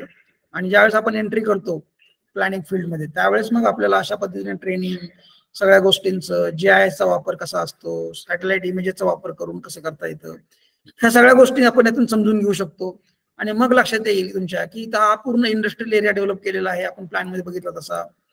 त्यानंतर पुढे गेलो आपण तर इथे एक मोठं स्टेडियम आहे बघा, DY पाटील स्टेडियम आहे नेरूळ एरियामध्ये, नेरूळ वाशी नंतर पुढे खाली गेल्यानंतर हे बघा DY पाटील स्पोर्ट्स स्टेडियम. म्हणजे ह्या गोष्टी ऑटोमॅटिक होत नाहीत, त्या रिझर्वेशन मध्ये आपण, रिझर्वेशन म्हणजे काय हे पण बघायचं आपल्याला. हे ठेवलेलं असतं आपण तिथं त्या पर्टिक्युलर पर्पजसाठी, आणि त्या पद्धतीने त्या गोष्टी आपल्याला तयार करायच्या असतात. मग त्या वेगवेगळ्या पद्धतीने तयार होतात, कशा पद्धतीने तयार व्हायचं वगैरे आपण ते पुढे डिटेलमध्ये बघूयात, वेगवेगळे टूल्स. परंतु हे ट्रॅफिक अँड ट्रान्सपोर्टेशन प्लॅनिंग मध्ये हे रूट्स प्लॅन करावे लागतात. उरलेल्या भागामध्ये सेटलमेंट, पॉप्युलेशन तयार ठेवायची, घरं, रेसिडेन्शियल एरिया द्यायचा, कमर्शियल ठेवायचं, काही पब्लिक अम्युनिटीज द्यायच्या, ह्या सगळ्या गोष्टी आपण बघू शकतो. आता इथं खारघर मध्ये गेलं तर आपल्याला खारघर सेंट्रल पार्क म्हणून खूप फेमस आहे बघा. डोंगराच्या कडेलाच हा इथे मोठा लेआउट आहे. म्हणजे बारामती जसं नक्षत्र गार्डन किंवा अजून बाकीचे काही गार्डन्स आहेत पुनावाला वगैरे, त्या लाईनवरती इथे खूप मोठं थीम पार्क तयार केलेलं आहे, बरोबर आहे. तर थीम पार्क म्हणजे काय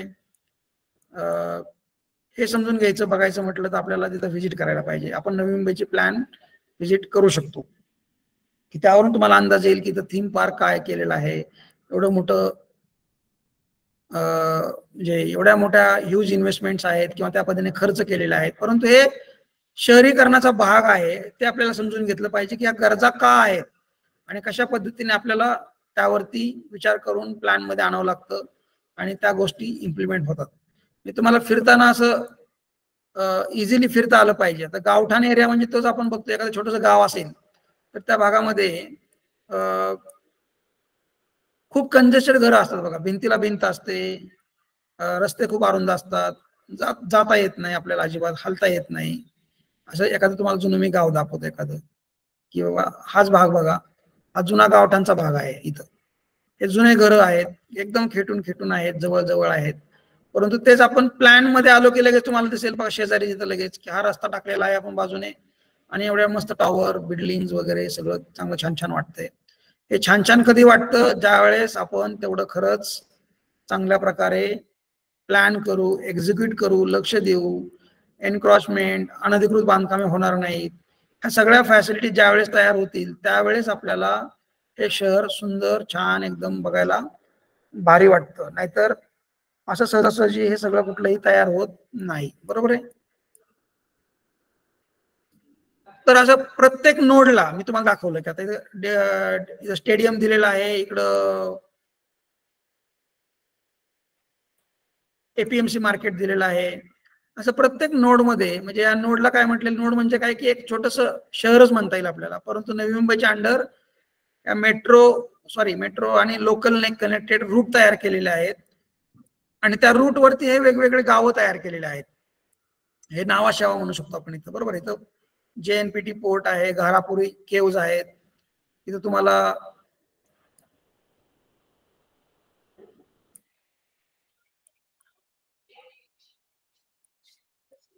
पोर्ट एरिया दिसेल बघा. पोर्ट म्हणजे काय, आपलं हार्बर, जिथं आपण समुद्रामार्गे माल वाहतूक करतो बघा. हे दिसते तुम्हाला इथं सगळं, त्याच्या क्रेन्स आहेत किंवा शिप्स लोड होत आहेत, अनलोड होत आहेत, मोठमोठे कंटेनर्स आहेत वगैरे. ते कंटेनर्स लोड करणं अनलोड करणं त्यासाठी फॅसिलिटी आहे. इथं वेटिंग मध्ये खूप ट्रक्स किंवा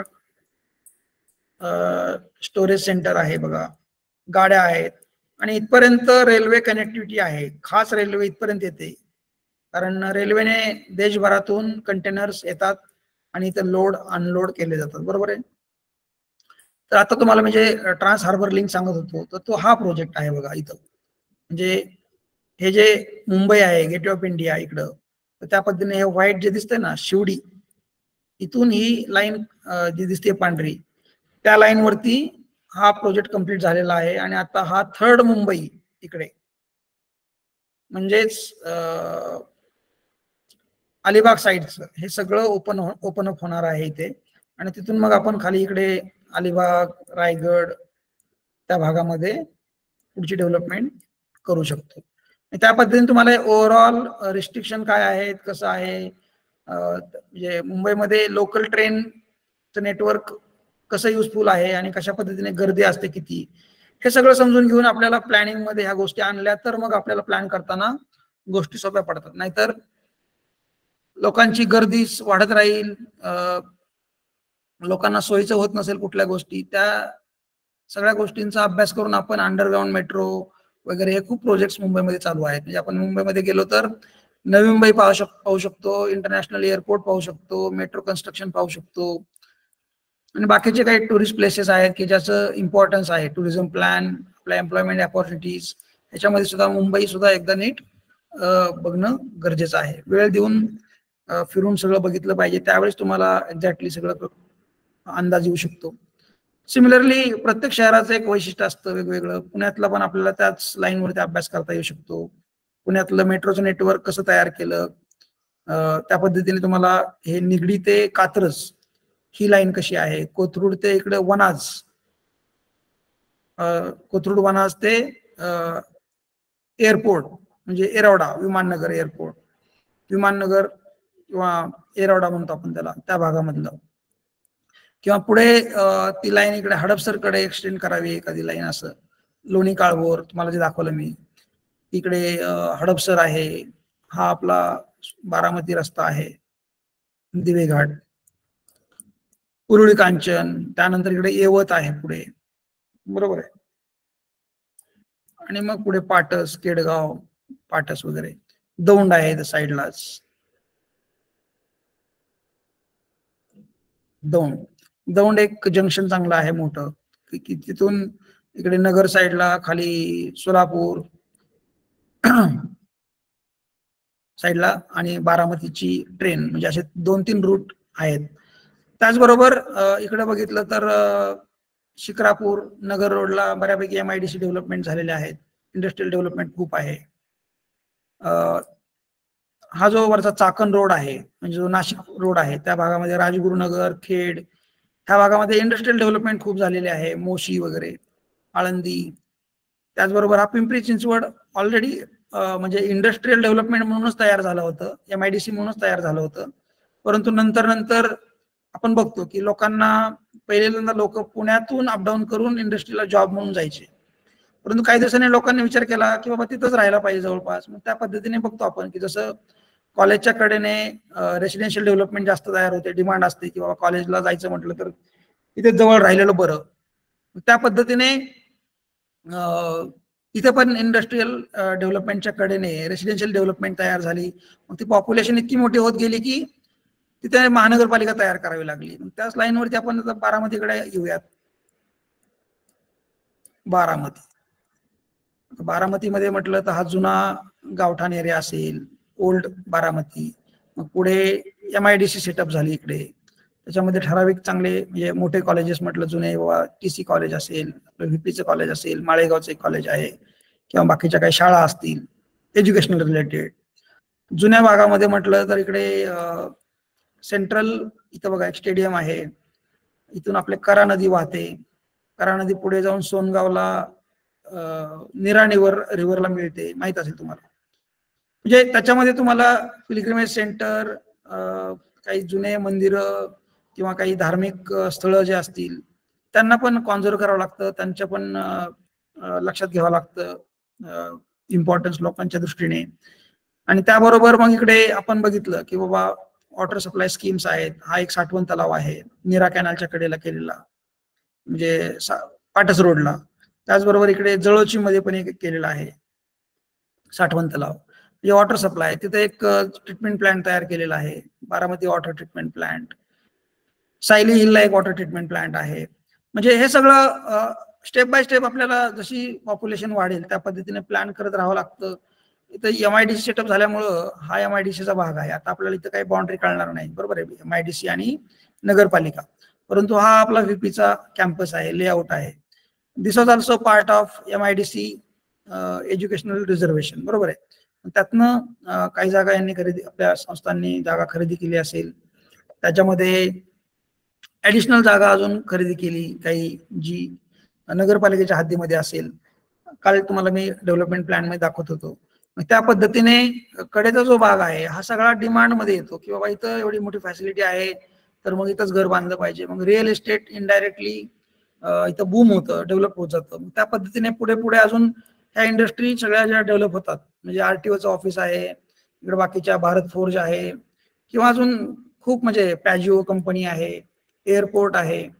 म्हणजे हे सगळ्या ज्या कंपन्या आहेत, बरोबर आहे, ह्या कंपन्या इनडायरेक्टली लोकांना जॉब देतात, लोक इथे राहायला येतात, ते real एस्टेटमध्ये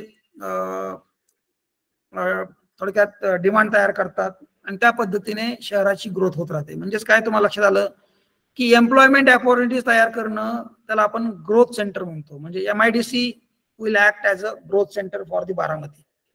the college, Vidyapratishthan college किंवा जी संस्था आहे त्याच्यामध्ये ज्या काही ऍड होतात गोष्टी नवीन नवीन, त्याच्यानुसार इथं ऍडिशनल फॅसिलिटीज तयार होतात, ऍडिशनल स्टुडंट येऊ शकतात, ऍडिशनल लोकांना एम्प्लॉयमेंट मिळू शकते आणि हेच लोक या बारामती शहरामध्ये खर्च करतात. त्याचा इफेक्ट पुण्यापर्यंत जाऊ शकतो, फलटणपर्यंत जाऊ शकतो, इकडे भिगवणपर्यंत जाऊ शकतो. कारण की शेवटी इन्कम आला की आपण खर्च करणार आहोत. मग त्या पद्धतीने या भागामध्ये अजून दुकानं तयार होतात, अजून डिमांड तयार होते आणि त्या पद्धतीने आत्ताच आपण लेटेस्ट डेव्हलपमेंट बघितलं की बाबा हा पालखी महामार्ग गेलेला आहे, बरोबर आहे, खूप चांगल्या प्रकारे डेव्हलप झालेला आहे, कमी वेळामध्ये डेव्हलप झालेला आहे. अजून इकडे काही काही शिवसृष्टी वगैरे प्रोजेक्ट आहेत ह्या कनेरी रोडला वगैरे, बरोबर आहे.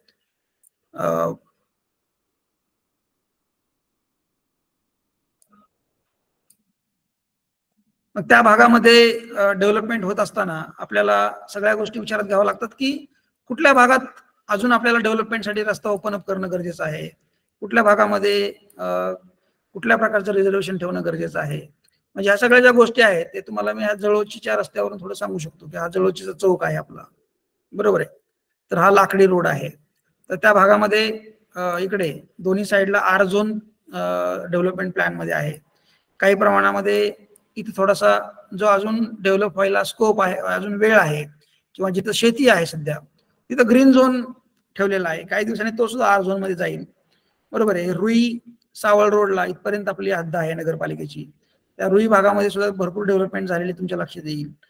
पालखी महामार्गामुळं कनेक्टिव्हिटी किंवा बायपास तयार झालेला आहे, त्यामुळं शहरामधली गर्दी कमी होऊन हेवी व्हेकल्स किंवा ज्यांना बारामतीत यायचं नाही ते बाहेरचे बाहेर जाऊ शकतात. तर गव्हर्नमेंट मेडिकल कॉलेज इथं MIDC मध्ये तयार झालेलं आहे, गव्हर्नमेंट हॉस्पिटल तयार झालेलं आहे, ISMT एक मोठी कंपनी आहे.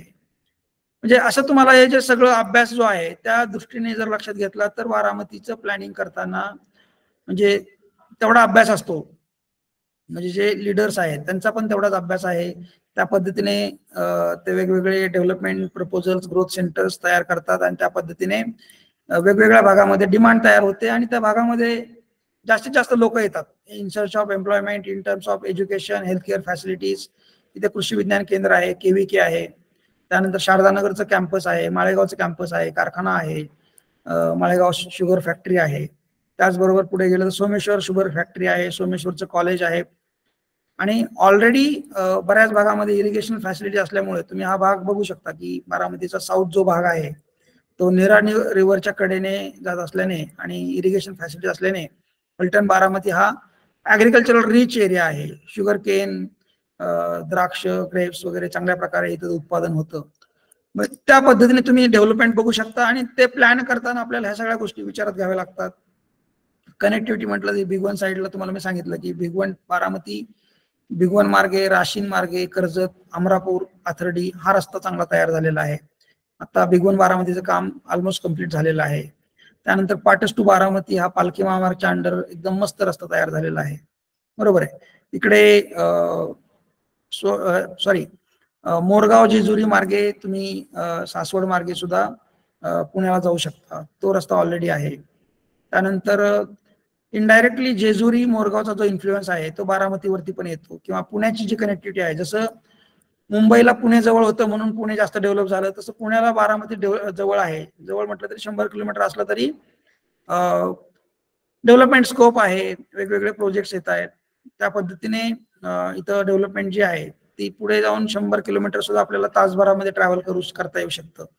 त्यानुसार बारामती अजूनही जास्त वाढू शकतं. त्यामुळे मग इनडायरेक्टली बारामती ॲज अ एक डिस्ट्रिक्ट सेंटर तयार होत आहे, सगळ्या फॅसिलिटीज येत आहेत. पुढे जाऊन डिस्ट्रिक्ट तयार झाला तर जवळपासचे तालुके जे आहेत, कर्जत, करमाळा, दौंड असेल किंवा फलटणचा काही भाग असेल, इकडचा मान, खटाव, खालचा मसवड, अकलूज वगैरे हा जो भाग असेल, माळशिरस, हा भाग मिळून सगळा एक डिस्ट्रिक्ट तयार होऊ शकतो. मग डिस्ट्रिक्ट सेंटर म्हटलं की डिस्ट्रिक्ट सेंटरच्या हायरार्ची प्रमाणे खूप वेगवेगळ्या फॅसिलिटी असतात, त्या बारामतीमध्ये तयार होत आहेत. बरोबर आहे. त्या पद्धतीने नियोजन आहे, कधीही डिस्ट्रिक्ट चांगला केला तर होऊ शकतो. त्या पद्धतीने तुम्ही बघू शकता की बारामतीचा अभ्यास करायचा म्हटलं तर या पद्धतीने आपल्याला प्लॅन करावा लागतो आणि त्या पद्धतीने हे प्लॅनिंग असतं. आम्ही तुम्हाला त्याच्यावरतीच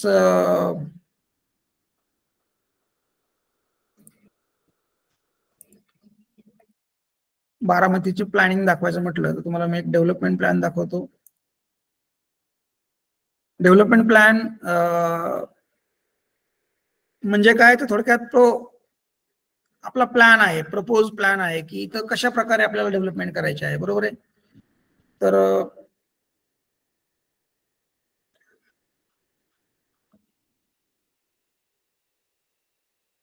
हा MIDC एरिया आहे, त्यामुळं ती एक सेपरेट प्लॅनिंग अथॉरिटी असल्यामुळं आपण ते आता आपल्या प्लॅनमध्ये किंवा ह्या नगरपालिकेने जो तयार केलेला आहे, टाउन प्लॅनिंग डिपार्टमेंटने, नगरपालिकेच्या अंडरचा जो एरिया आहे त्याच्यामध्ये MIDC एरिया दिसत नाही. बरोबर आहे.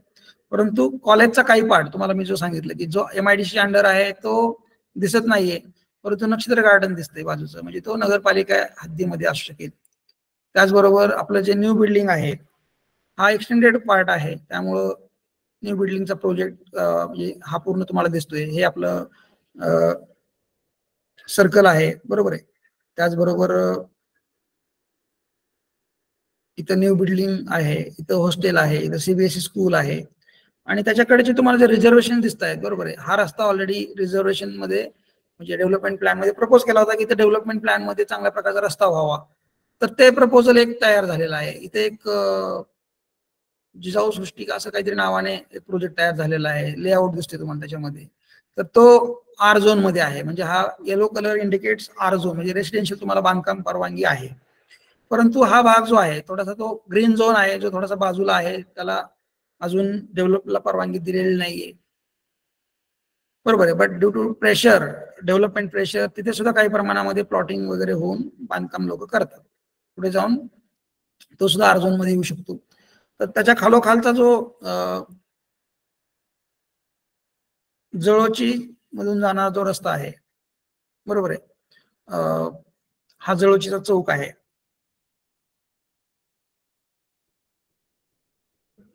इथं तर इथून आपण खाली गेलो तर आपल्याला इथून लाकडी रोड वगैरे दिसतो. त्याच्यामध्ये तुम्हाला ओव्हरऑल असं बघायचं म्हटलं तर प्लॅन मध्ये बघा की लाकडी रोडच्या कडेने हा R झोन ठेवलेला आहे. त्याच्या पलीकडे कृषीटेक जो बंगलो आहे किंवा मार्केट यार्डकडे जाणारा जो रस्ता आहे वरून, तिथे पण ग्रीन झोन आहे त्या कोपऱ्यामध्ये, इथं मार्केट यार्ड आहे. तर त्या पद्धतीने इथे बऱ्यापैकी डेव्हलपमेंट चालू आहे. आणि काय म्हणता येईल आपल्याला की वेगवेगळे प्रोजेक्ट्स आहेत, एनए प्रोसिजर नुसार प्लॉटिंग केलं जातं वगैरे. तर ते आपल्याला एनए करताना सुद्धा जे आपलं प्रिन्सिपल आहे टीपी स्कीम किंवा नेबरहूड प्लॅनिंग कन्सेप्ट, त्याच लाईनवरती आपण सपोज म्हटलं की मला हा भाग एवढा एनए करायचा आहे, नॉन ॲग्रिकल्चरल यूज साठी दाखवायचा आहे, तर त्या पद्धतीने तुम्हाला एवढा जो भाग आहे त्याच्यामध्ये आता बघा की तुमचे प्लॉट वेगवेगळे आहेत. कसे दिसतात? 234, 236, 235 या वेगवेगळ्या प्लॉट धारकांचे म्हणजे मालकीचे प्लॉट असे वेगवेगळे आहेत, बरोबर आहे. गट नंबर असतात ते.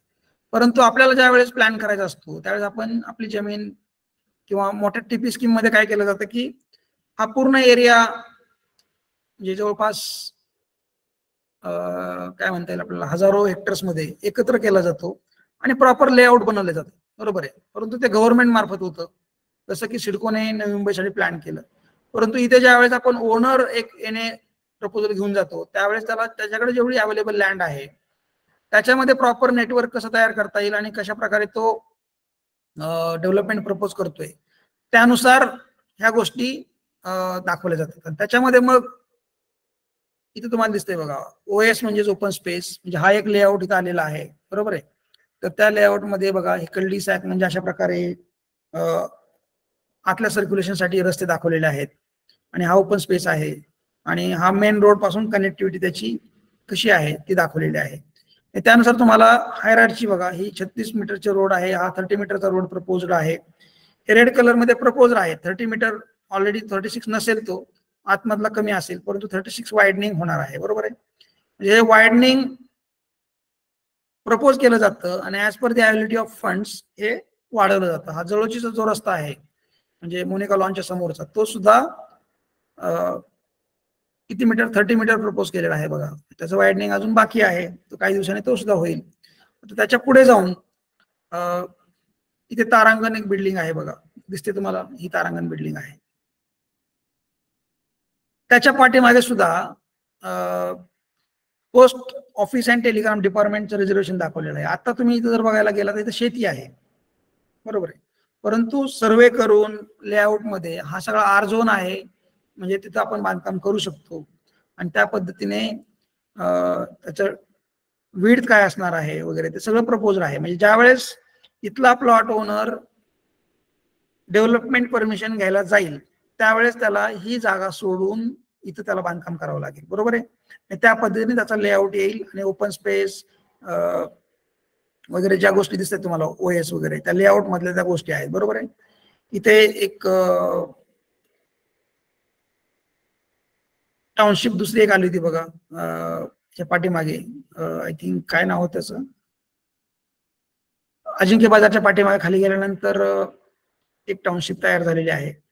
तर त्याच्यामध्ये सुद्धा ह्या सगळ्या गोष्टी open space, OS OS OS तुम्हाला दिसतंय, अम्युनिटी स्पेस, ओएस वगैरे, म्हणजे हे त्या लेआउटच्या गोष्टीमधला भाग आहे. आणि त्यानुसार आपल्याला थोडक्यात परमिशन द्यायचे असतात आणि तो भाग कसा स्वयंपूर्ण होईल हे आपल्याला बघायचं असतं. म्हणजे आता मी तुम्हाला जवळ सूर्यनगरीचं उदाहरण देणार होतो की हा सूर्यनगरी हा भाग डेव्हलप करताना एवढ्या भागामध्ये ज्या काही गोष्टी लागतील ते रस्त्याचं नेटवर्क असेल, थरो ट्रान्सपोर्टेशन असेल किंवा भाजी मंडई असेल, स्कूल्स असतील, प्लेग्राऊंड्स असतील, ते रिझर्वेशन्स आहेत. आणि त्या पद्धतीने तुम्हाला इथं पण दिसेल की जो भाग अजून डेव्हलप झालेला नाहीये त्या भागामध्ये असे रिझर्वेशन्स येतात. प्लेग्राऊंडचं रिझर्वेशन दिसतंय तुम्हाला इथे.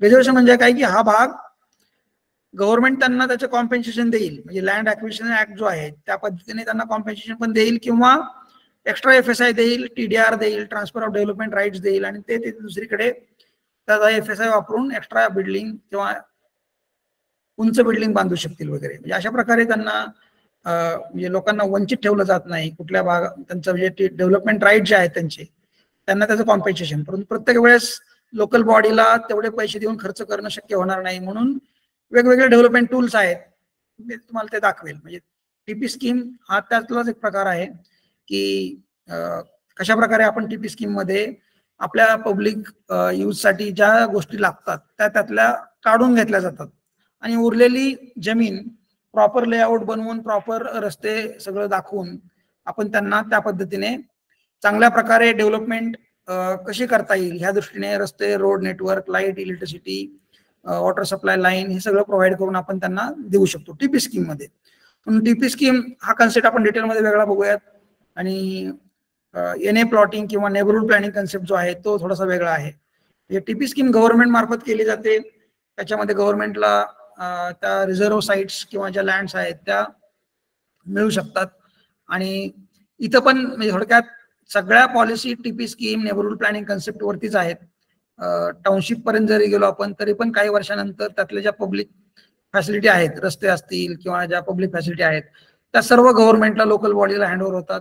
तसंच येणे करताना सुद्धा बघितलं असेल की जे रस्ते वगैरे तयार होतात, ओपन स्पेस वगैरे, त्या पण काही दिवसानंतर म्हणजे त्या येण्याच्या प्रोसिजरमध्ये त्या लोकल बॉडीकडे हँडओव्हर होतात आणि त्यांना पुढे सपोज या भागामध्ये कुणी येणे प्लॉटिंग केलं तर इथल्या ज्या ओपन स्पेस किंवा बाकीच्या ज्या रस्ते, रोड लेआउट आहेत त्या पण परत पब्लिकसाठी ओपन अप होतात. त्यातले रस्ते बाकीचे लोक वापरू शकतात. कनेक्टिव्हिटीसाठी पुढे त्यांना त्यातून रस्ते दिले जाऊ शकतात. म्हणजे अशा प्रकारे डेव्हलपमेंट करताना आपल्याला ह्या रूल रेग्युलेशनचा थोडक्यात रेफरन्स लक्षात ठेवावा लागतो आणि त्या पद्धतीने शहराची गरज बघून आपल्याला नवनवीन प्रपोजल्स टाकावे लागतात. म्हणजे डेव्हलपमेंट प्लॅन बनवायचा म्हणजे काय बनवायचंय तर हा प्लॅन आहे आपला आणि त्यासाठी खूप मोठा अभ्यास आहे की त्याच्यामध्ये एमआरटीपी ऍक्ट मधला सगळ्या प्रोव्हिजन्स आहेत आणि त्यानुसार सर्वे आहेत, सेक्टोरियल अनालिसिस आहे. खूप अभ्यास करून सगळे प्रपोजल तयार केले जातात आणि मग सगळ्यांच्या चर्चेने, लोकांच्या मान्यतेने हे सगळं सँक्शन केलं जातं आणि त्यानुसार मग प्रोजेक्ट हे इम्प्लिमेंट केले जातात. तर इथे पण तुम्ही वरचा तांदूळवाडी भाग बघू शकता की बराच भाग हा ग्रीन दिसतोय, बरोबर आहे. म्हणजे तिथं अजून डेव्हलपमेंटला परमिशन दिलेली नाहीये, परंतु इन फ्युचर तो भाग डेव्हलपमेंटला घेतला जाईल म्हणून आत्ताच आपण तो नगरपालिकेच्या अंडर घेतलेला आहे. तसंच इकडे खाली तुम्हाला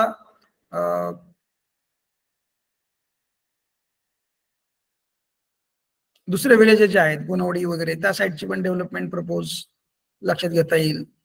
मोरगाव रोड आहे, बरोबर आहे, करा रिव्हर आहे.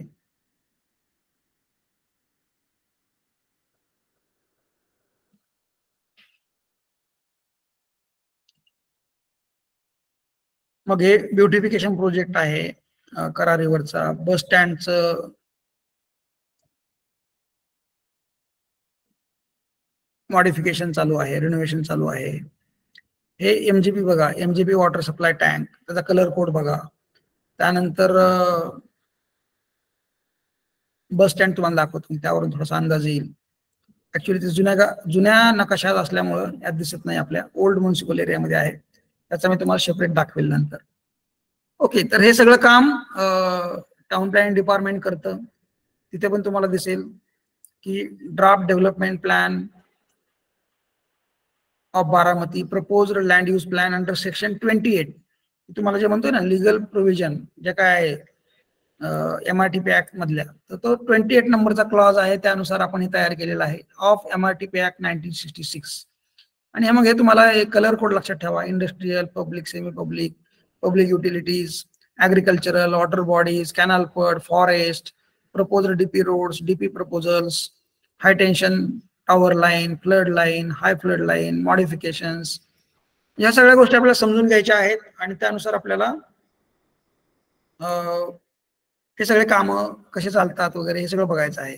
बेसिकली तुम्हाला सुरुवात आपण टाउन प्लॅनिंग टॉपिक पासून पहिल्यांदा जास्त करत आहोत, कारण की हे इंट्रोडक्टरी सगळं कळाल्यानंतर तुम्हाला बाकीचं सगळं in detail topic wise easily कळतंय. परंतु in general what is town planning, काय काम असतं, अपॉर्च्युनिटीज काय आहेत हे आपण थोडक्यात बघत आहोत. आणि त्यानुसार युनिट नंबर 3 मध्ये scope, purpose, benefits of town planning, components of town planning, planning levels, regional plan, development plan, town planning scheme, neighbourhood planning, new town, satellite towns, legislative mechanism for preparation of DP. म्हणजे आतापर्यंतच्या discussion मध्ये तुमच्या लक्षात आलं असेल की आपण यातला बराच पार्ट कव्हर करतोय, बरोबर आहे. आणि इन डिटेल अजून त्यावेळेस बघेल त्यावेळेस तर अजून आपले कन्सेप्ट जास्तीत जास्त क्लिअर होत जातील, बरोबर आहे. तर त्यानुसार civic surveys for preparation of development plan, demographic, housing, land use, water supply, sanitation, planning agencies पण आपण बघितले थोड्याशा, बरोबर आहे. Organisation structure, CIDCO, MHADA, MIDC, MMRDA, PMRDA, slum rehabilitation authority, similarly हुडको डिटेलमध्ये आपण बघूयात. Traffic transportation system, hierarchy of roads, traffic management, intelligent transport system. त्यातले मग ऍक्ट म्हटले तर डिटेलमध्ये लँड ॲक्विजिशन ऍक्ट आहे, रेरा ऍक्ट आहे, रेराची वेबसाईट आहे, URDPFI गाईडलाईन्स आहेत, अमृत गाईडलाईन्स, स्मार्ट सिटी गाईडलाईन्स. म्हणजे हे सगळं डिटेलमध्ये बघायला खूप मोठं आहे. मी थोडक्यात तुम्हाला एक्सप्लेन केलेलं आहे आणि त्यानुसार आपण 1 बाय 1 पुढे जाणार आहोत. पण सुरुवातीला तुम्हाला हे फील्ड काय आहे हे सांगण्यासाठी जास्तीत जास्त मला वेळ द्यावा लागतोय आणि मग त्याची एक अंदाजाला आयडिया आली की आपण त्या रिस्पेक्टिव्ह टॉपिक मध्ये डिटेलमध्ये जाऊन बघू शकतो. परंतु हे इंट्रोडक्टरी लेक्चर्स खूप महत्वाचे आहेत, हे रेकॉर्डेड आहेत, हे तुम्हाला परत बघता येतील so that you will get exposure to the town planning field. त्यानंतर मग टाउनशिप पॉलिसी काय आहे, स्पेशल इकॉनॉमिक झोन काय असतं, CRZ आपण आता मग अशी बघितलं, coastal regulation zone, applications of GPS remote sensing in town planning, rural planning कसं करायचं, ह्या सगळ्या गोष्टी आपल्याला कव्हर करायच्या आहेत. म्हणजे ओव्हरऑल सिलेबस म्हटलं तरी खूप वरवरचा आहे, परंतु त्या प्रत्येक टॉपिक मध्ये जेवढं आपण डीप मध्ये जाईल तेवढं आपल्याला डिटेलमध्ये बघता येईल. तर इथं तुम्हाला बेसिक पहिल्यांदा आर्किटेक्चरल बॅकग्राऊंड मध्ये थोडंसं आहे कंटेंट, की बाबा फंक्शन्स काय असतात आर्किटेक्टचे, प्लॅनरचे, टाउन प्लॅनरचे, आणि त्या पद्धतीने कुठल्या क्वालिटीज असतात, elements, principles of architecture composition. मी दोन तुम्हाला काल फोटो पाठवले, ते हेच आहेत, principles and elements of architecture composition, बरोबर आहे. तर लँडस्केपिंग, आपण घराच्या बंगलोच्या प्रोजेक्टच्या पुढे चांगल्या प्रकारे झाडं, लॉन एरिया तयार करतो, दॅट इज लँडस्केपिंग. ते कसं तयार केलं जातं, how to select the plants, त्याची साईज काय असते, अंतर किती पाहिजे झाडांमध्ये, हा भरपूर ऑर्चर्डचा जो स्टडी असतो, जसं की आपण हॉर्टिकल्चर म्हणतो, उद्या ऍग्रिकल्चर प्रमाणे जे स्पेशल ब्रांच आहे त्यातलं पण काही प्रमाणामध्ये नॉलेज आपल्याला लँडस्केपिंगसाठी उपयोगी पडू शकतं. Urban renewal process, urban conservation किंवा रिन्युअल, त्यानुसार मग आपल्याला कसं वाटेल, quality of life and liveability, sustainable architecture म्हणजेच ग्रीन बिल्डिंग कन्सेप्ट काय आहे, त्याच्यामध्ये लीड रेटिंग सिस्टीम आहे किंवा अजून वेगवेगळ्या देशामध्ये वेगवेगळ्या रेटिंग सिस्टीम असतात, त्या रेटिंग सिस्टीम काय असतात, एखादा ग्रीन बिल्डिंगचा प्रोजेक्ट म्हणजे काय, अर्बन कॉन्झर्वेशन, हे आपण बघणार आहोत. आणि त्याच्यावरती बेस तुमचे युनिट नंबर 1, 2 आपण पहिल्यांदा पूर्णपणे डिटेलमध्ये घेऊन तुम्हाला इनसेम एक्झाम देता येईल. आपण इनसेमचा पण एक क्वेश्चन पेपर बघूयात आणि पुढचा एंडसेमचा तर आपण पाहिलेलंच आहे की त्या एंडसेमच्या बेसवरती तुम्हाला म्हणजे युनिट नंबर 3, 4, 5, 6 जे आपण ऑलरेडी आता डिस्कस केले ते सगळं तुम्हाला इझिली लिहिता येईल. आणि हे आपण जेवढी चर्चा करतोय ते फक्त चर्चेपुरतं मर्यादित नाही, तर ह्याच्यावरतीच बेस्ट क्वेश्चन्स आहेत. म्हणून मी तुम्हाला क्वेश्चन्स पण दाखवलेले आहेत की आपल्याला जे चर्चा केलेली आपण तेच लिहायचं आहे, बरोबर आहे.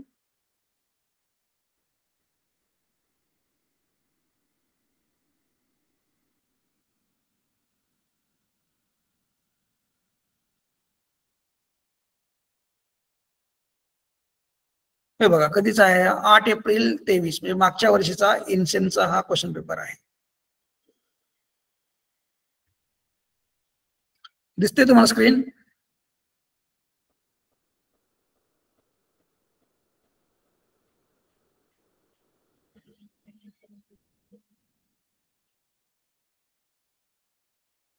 ऐकताय ना?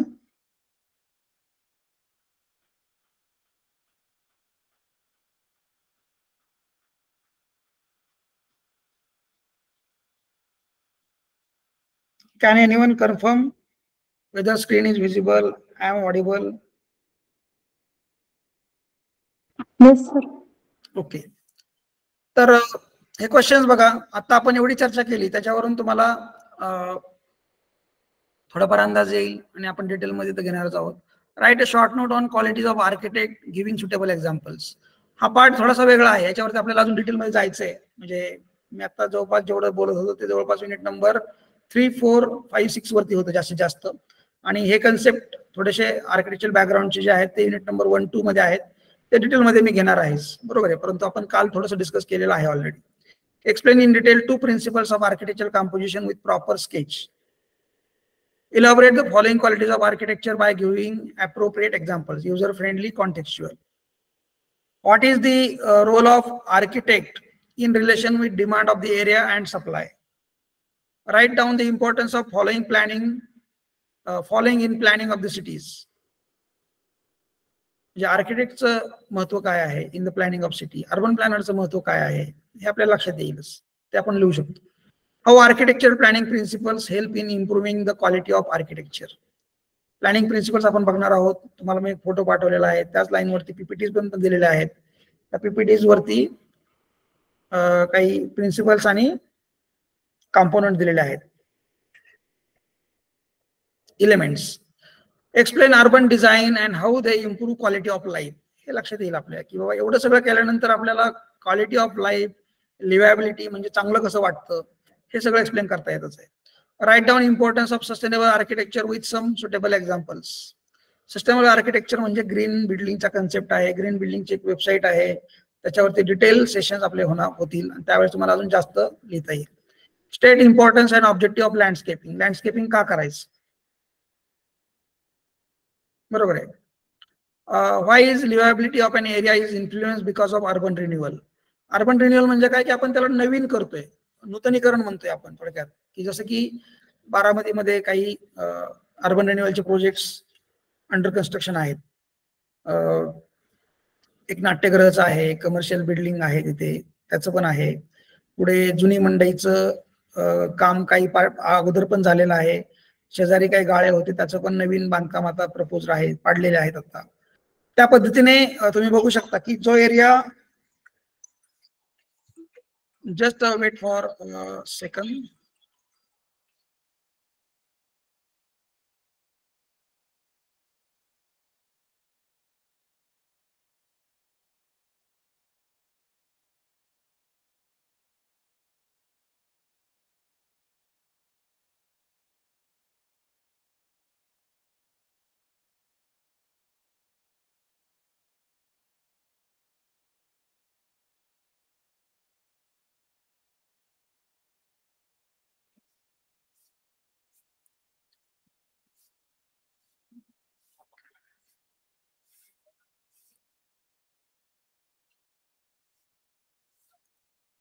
ओके.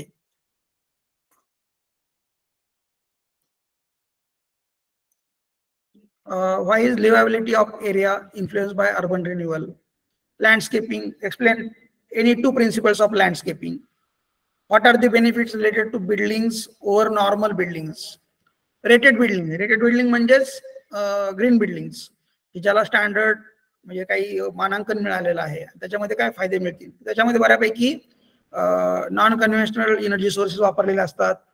त्याचबरोबर बिल्डिंग कॉस्ट थोडीशी जास्त असेल तरी आपल्याला लॉंग टर्म मध्ये सोलर एनर्जी, विंड एनर्जी किंवा काही एन्व्हायरमेंटल आस्पेक्टने आपण प्लॅन केल्यामुळे बिल्ट एन्व्हायरमेंट तिथलं चांगलं असेल. कमी खर्चामध्ये मेंटेनन्स मध्ये बिल्डिंग वापरता येते. पण डिटेलमध्ये काही केस स्टडीज वगैरे त्याच्या बघणारच आहोत. त्यानंतर आपल्याला प्रॅक्टिकल कडे जायचं आहे. प्रॅक्टिकल मध्ये बघा, एवढं सगळं चर्चा केल्यानंतर तुम्हाला प्रत्येक टॉपिक मध्ये डिटेल मध्ये जायला आपल्याला काही वेळ लागणार नाही. Study and analysis of development plan with respect to land use services infrastructure. बरोबर आहे. त्यानंतर neighbourhood planning with its calculations. Neighbourhood planning म्हणजे एनए प्लॉटिंग म्हणतोय आपण. ते तुम्हाला मी एक ऍक्टिव्हिटी दाखवणार आहे, डेमॉन्स्ट्रेट करणार आहे आणि त्या पद्धतीने तुम्हाला समजून घेता येईल. Neighbourhood planning concept by Clarence Perry and Clarence Stein. Then report on contribution of engineers, planners, architects in post-independence India. हे प्लॅनर्स आपण भरपूर प्लॅनरची नावं आहेत, त्या पद्धतीने आपण त्याच्यावरती चर्चा, प्रेझेंटेशन्स, डिस्कशन्स घेणार आहोत. Report on any existing new town, plan town और satellite town like new Mumbai, Gandhinagar. ह्या गोष्टी केस स्टडीज आहेत, त्या बघूयात आपण.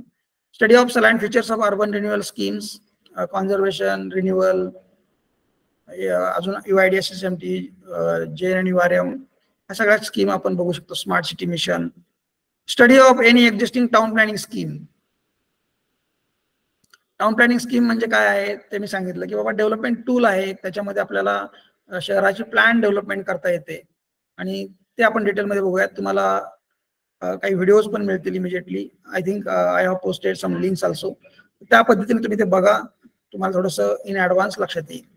द स्टडी ऑफ UIDPFI और अमृत गाईडलाईन्स, ह्या काही ज्या आपण IS कोड सारखं म्हटलं की स्टँडर्ड्स आहेत किंवा अमृत ही स्कीम आहे, त्याच्यामध्ये काय इन्क्लूड आहे ते आपल्याला समजून घ्यायचं आहे.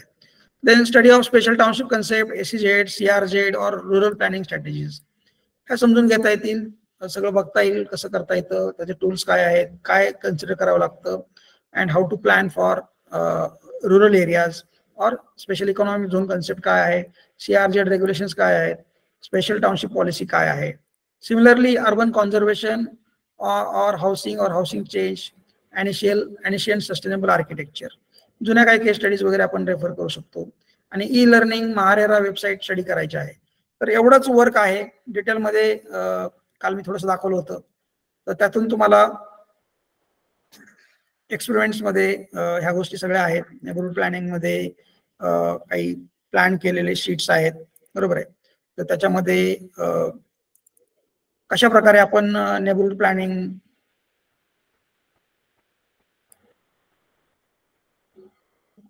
कन्सेप्ट वापरून प्लॅन करू शकतो, ह्या गोष्टी आपण बघू शकतो.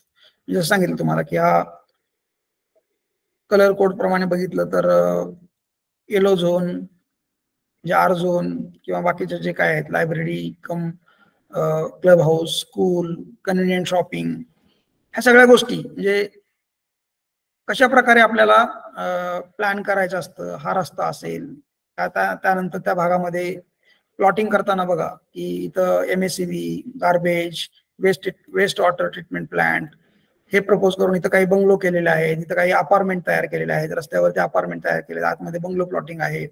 HIG, LIG, MIG म्हणजे high income group, medium income group, low income group, त्याप्रमाणे कसे त्यांचं प्लॉटिंग केलेलं आहे किंवा त्या बिल्डिंग प्रपोज केलेल्या आहेत, हे सगळं मी तुम्हाला AutoCAD मध्ये दाखवणार आहे, बरोबर आहे. गार्डन कम प्लेग्राऊंड इथं रिझर्व केलेलं आहे जागा, स्कूलची जागा रिझर्व केलेली आहे. म्हणजे अशा प्रकारे एवढ्या लोकांसाठी, या पॉप्युलेशनसाठी ज्या फॅसिलिटी लागतील त्या आपल्याला इथे प्रोव्हाइड करता येतात. आणि मग परत शहर लेवलला प्लॅन करताना अजून काही वेगवेगळ्या भागामध्ये खूप मोठमोठ्या फॅसिलिटीज हे आपण दाखवू शकतो. त्याचं कॅल्क्युलेशन इथे दाखवलेलं आहे बघा. किती पर्सेंटेज मध्ये किती एरिया आपण रिझर्व केलेला आहे किंवा त्या पद्धतीने रस्त्याच्या अंडर किती रस्ता आहे, रेसिडेन्शियल एरिया किती आहे वगैरे.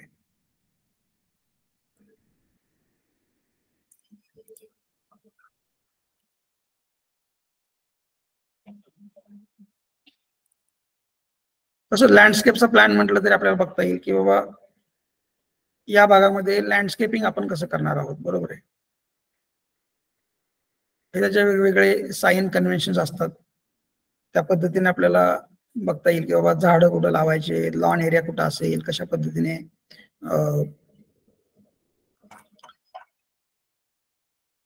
दाखवायचं आहे. सर्व्हिस लेआउट म्हणजे drainage line, water supply line कुठं असतील, बरोबर आहे. काही त्यांना कशामध्ये तुम्हाला दिसतील की रस्त्यावरून आपण वॉटर सप्लाय लाईन दिलेली आहे, ड्रेनेज लाईन कशी रस्त्यावर असते, चेंबर्स कुठे असतात, त्या पद्धतीने प्रत्येक प्लॉट पासून आपल्याला वॉटर सप्लाय लाईन आणि ड्रेनेज लाईन ही दाखवून पाणी आत द्यायचं असतं, त्याचबरोबर पाणी बाहेर काढायचं असतं. आणि शेवटी काय आहे परत बघा, तुम्हाला स्लोप टोपोग्राफी वगैरे सगळं बघावं लागेल. हा जर चढाचा भाग असेल तर आपल्याला इथं इलेव्हेटेड वॉटर स्टोअर रिझर्वायर तयार करता येतो. आणि त्याचबरोबर हा जर इकडे नाला असेल, बरोबर आहे, इकडे नाला असेल खाली, तर आपल्याला तिथं काय करावं लागेल, आपलं ड्रेनेज जे आहे ते सगळं या भागात आणावं लागेल. आणि ट्रीटमेंट प्लांट बाय इथं तयार केल्यानंतर खाली खड्ड्यामध्ये आपल्याला त्याच्यावरती ट्रीटमेंट करता येईल. म्हणजे पाणी by gravity, waste water by gravity इथं येऊ शकेल. म्हणजे अशा खूप गोष्टी आहेत. तुम्हाला डीपमध्ये जायला खूप म्हणजे इंटरेस्टिंग आहे. हे सगळं समजलं, हे सगळं बघितलं, व्हिडिओ बघितले, केस स्टडीज बघितल्या, टाउन प्लॅनिंग डिपार्टमेंट बरोबर आपण काही प्रोजेक्ट्स किंवा त्याबरोबर त्यांचे काही लेक्चर्स, सेमिनार्स अरेंज करूयात. त्यामधून तुम्हाला इतक्या गोष्टी कळतील की तुम्ही पार्शियल टाउन प्लॅनर होताल आणि पुढे जाऊन ज्यावेळेस तुम्हाला ऍक्च्युअल टाउन प्लॅनिंग डिपार्टमेंट मध्ये एंट्री मिळेल त्यावेळेस तुम्ही फुल टाउन प्लॅनर म्हणून काम करू शकता.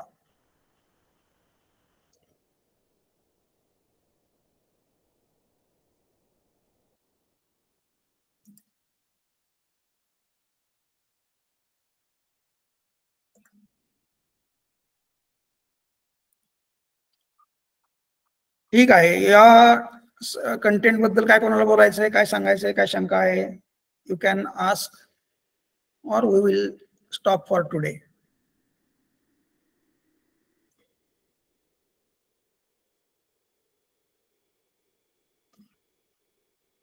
कळालेलं कंटेंट सगळं कसं वाटतंय? Planning profession, planning field, anyone conclude in just 1 or 2 lines?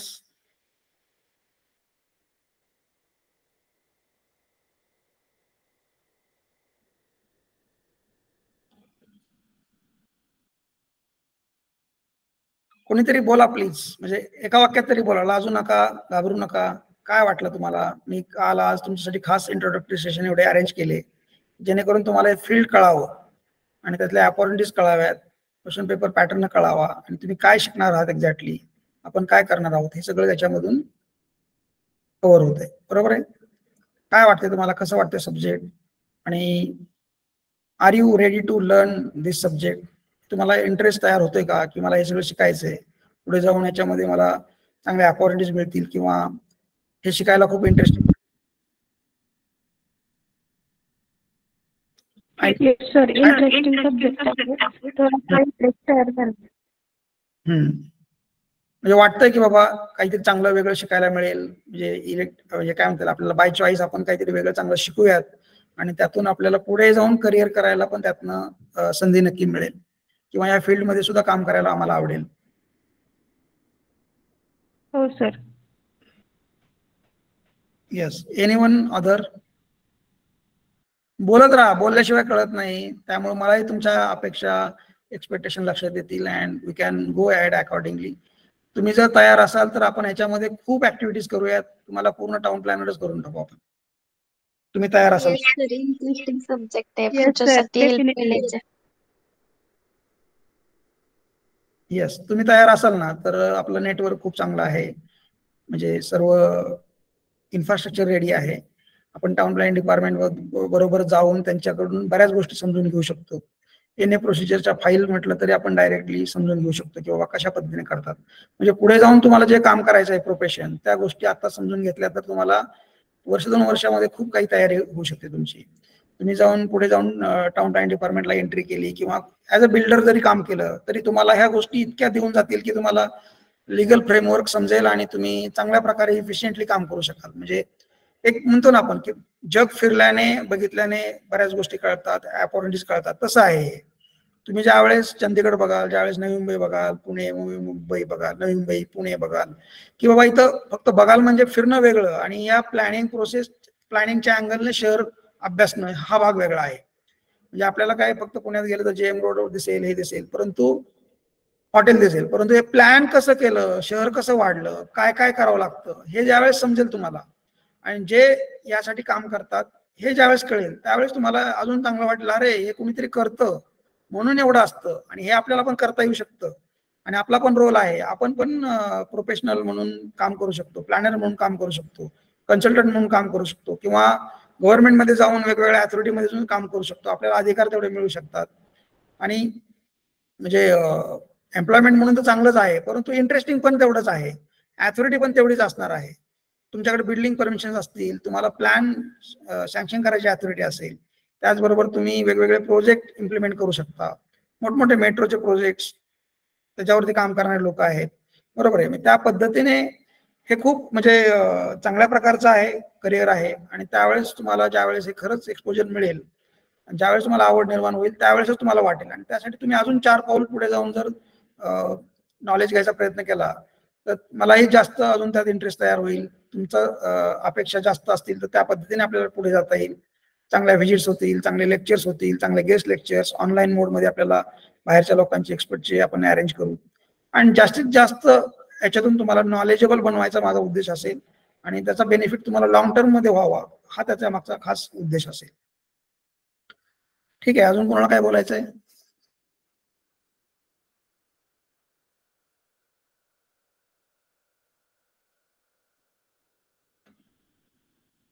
Okay, so we will stop for today. Thank you. Good day.